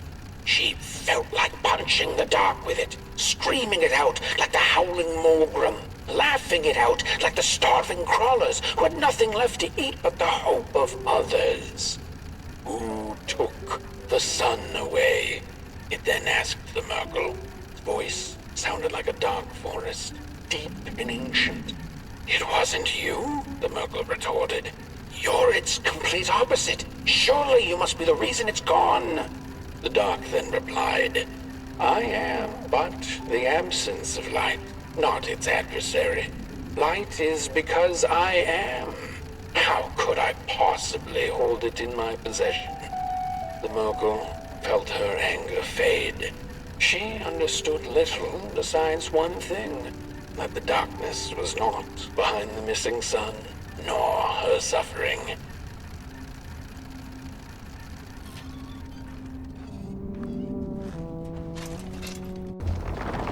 The Wanderer asked the craftsman, "How do you make such perfect sculptures?"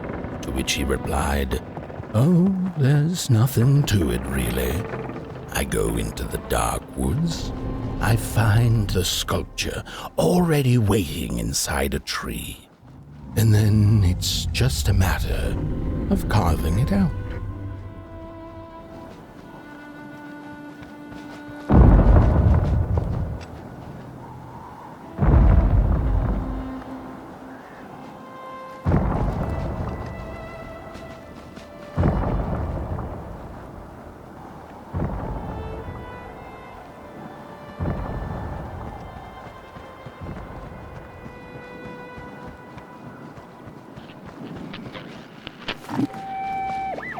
When I was a child, I exchanged letters with a monster in the woods. We were best pals, and we shared all our secrets with each other. One day, my sister told me that the monster wasn't real. That she'd written me all those letters to play a joke on me. But the joke's on her, because I knew the truth about the monster in the woods. And we exchange letters to this day.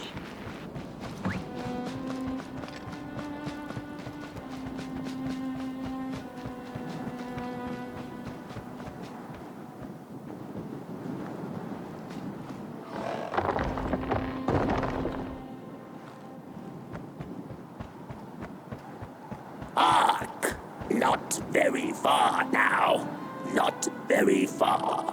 The flame longs to be free. Caged, it cannot truly burn. How beautiful. How tantalizing. It is simply the way of fire. It is what it is. It is what it is. You must release it at the summit. The soothsayers have spoken.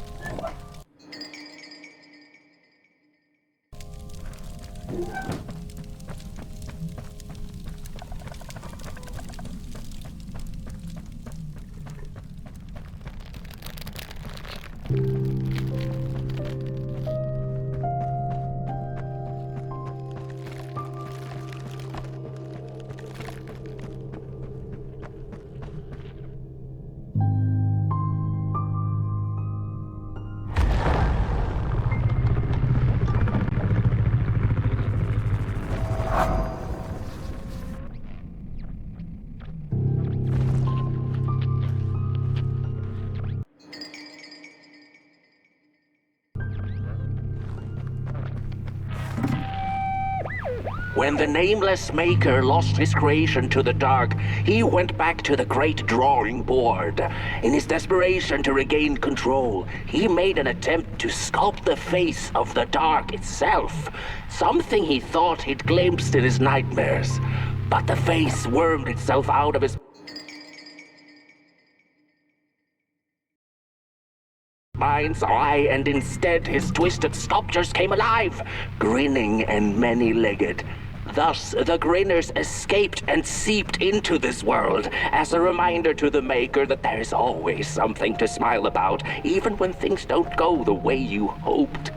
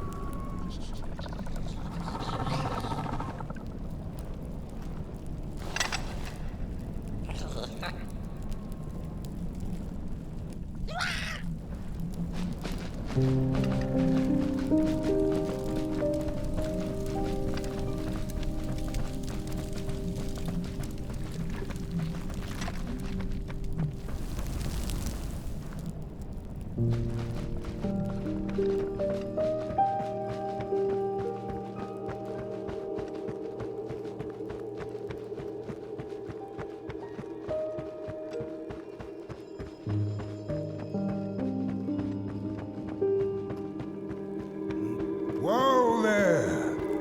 You look like you're about to move a mountain. That's what I get for trying to get in the way of a flame and its destination. Let him walk his walk.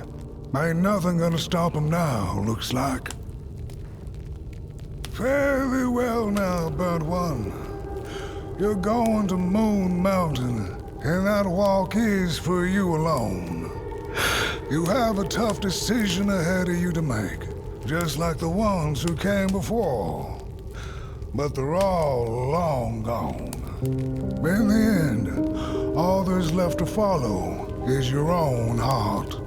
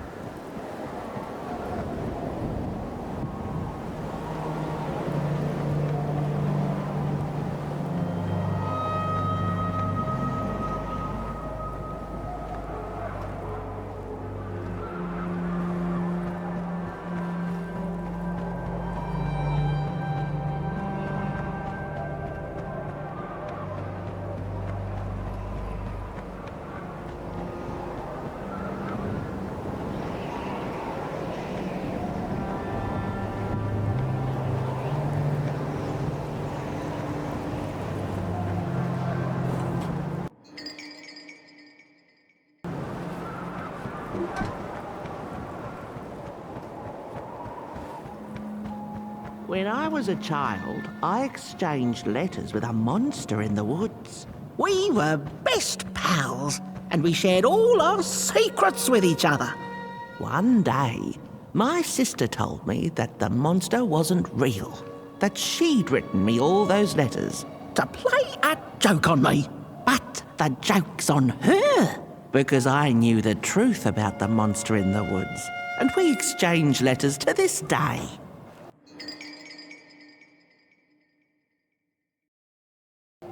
Oi, you the caretaker of this little fireball? What were you thinking, letting him run off? Don't you know how precious he is? Oh, yes you are. A real son sunbeam? Who took the sun away? We Merkles used to ask until it finally ceased to matter. Night skies like these, trouble seems so far away, doesn't it? I mean, isn't this just exactly my point? I used to be afraid of the dark. So much so that I became obsessed with these huge electric lamps left behind by the craftsmen of old. Couldn't pry myself away from them. I'd sleep outdoors and under their blinding radiance. One day, I woke up to the noise of quivering planks and nails. And would you believe it was my own house leaving me? It had gotten so restless it grew a pair of legs, took a name and went on a hike. Housey was its name, bless its soul. Houses have no imagination. But I bet it had a grander adventure than I could ever imagine.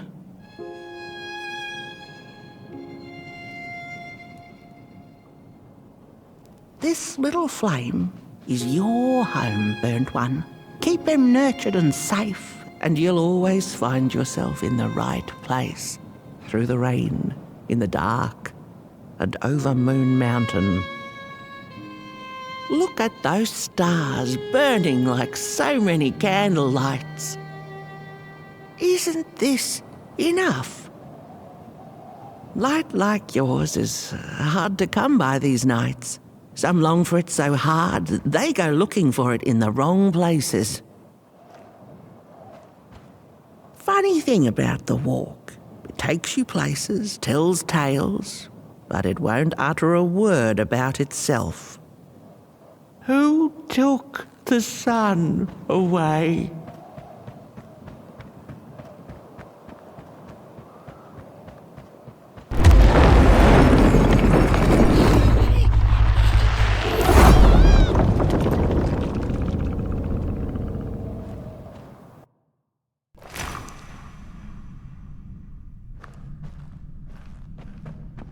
What is the dark? Is it ugly and cruel? Is it a place for monstrosities, for fools lost in the woods? A terrible void where all your nightmares come true.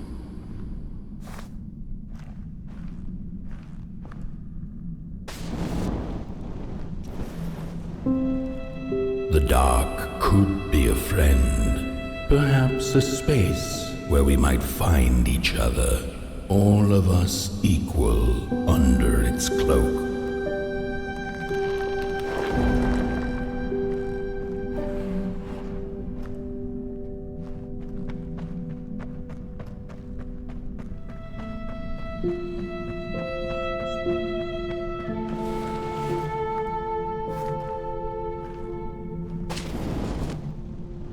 The dark could be an embrace and the release of the old, like taking off a tight shoe, laying bare one's feet, and taking a first step onto a new adventure.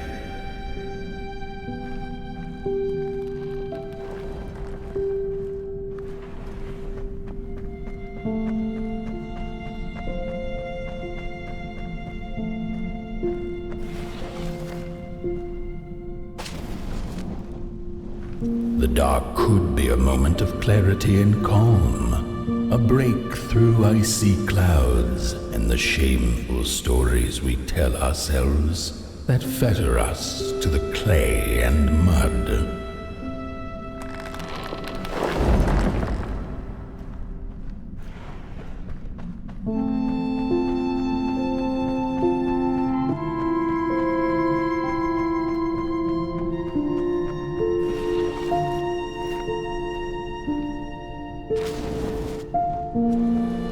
The dark could be the space and time that we need to recover from the death of a dream and the quiet promise of new beginnings waiting on the other side of grief.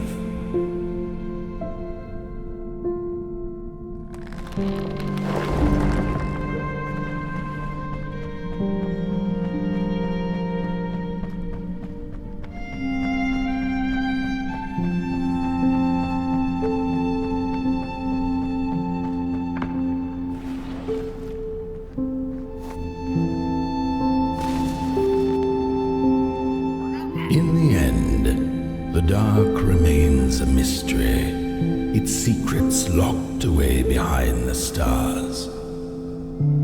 But one can rest assured that it is always there, watching, patiently waiting for us to enter it, with fire in our hearts and with eyes wide open.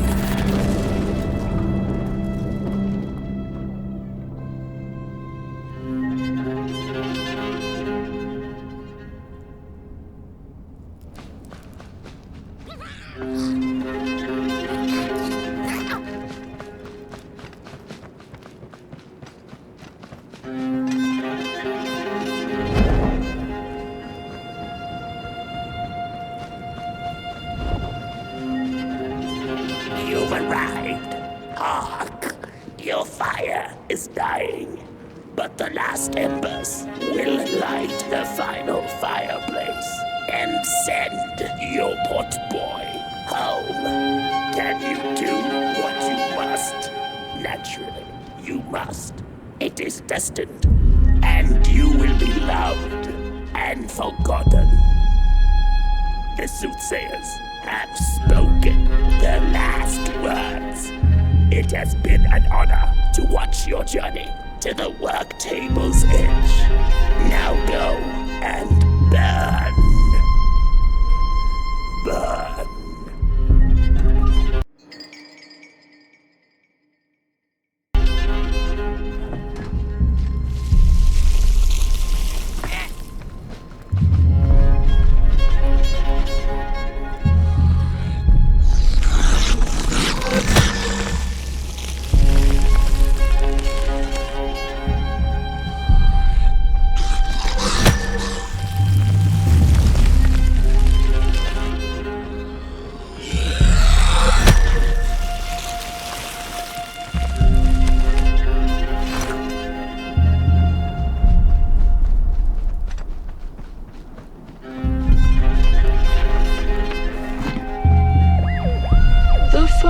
Two-legged beings did prosper under the first sun, but it didn't matter how much they bathed in its light.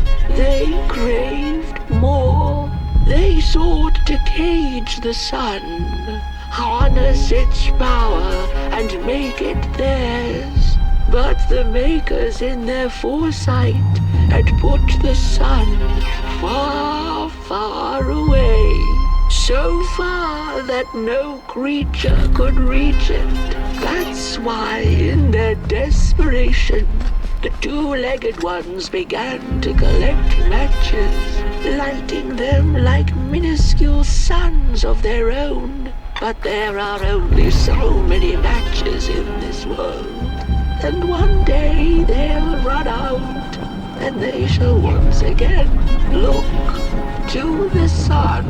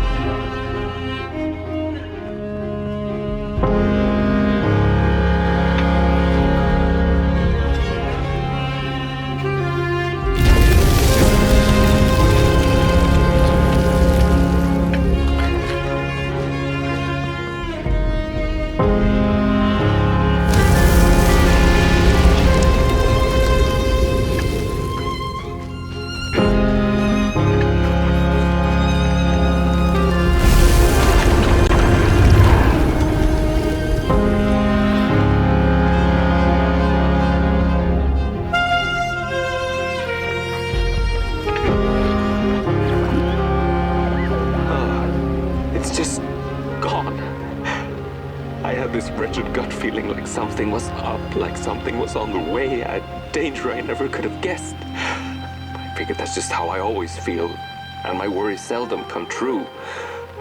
And now here I am, and I have been for some time now, and it just won't come back. I'm thinking, while I had it, I didn't know what to do with it, how to care for it, enjoy it. But if I had it again tonight, I'd probably waste it all over again.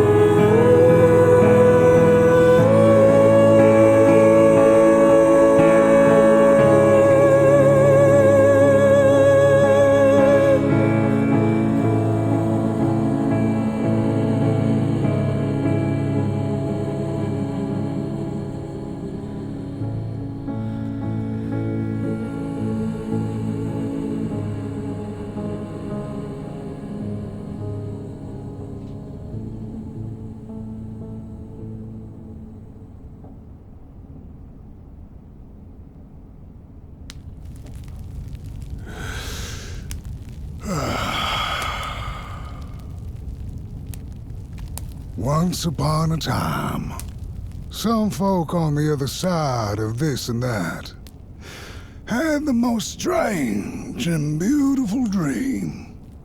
I hope that tonight you caught a glimpse of it, and I wish you the levity and grace to smile in the darkest of times and on the way down your midnight walk.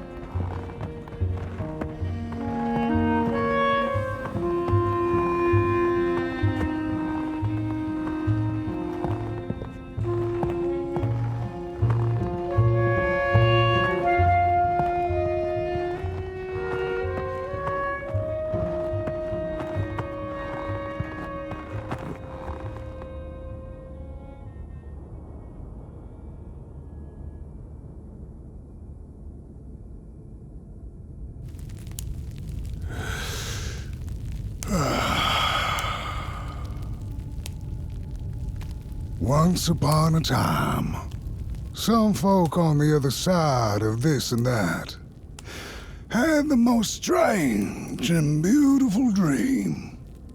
I hope that tonight you caught a glimpse of it, and I wish you the levity and grace to smile in the darkest of times and on the way down your midnight walk.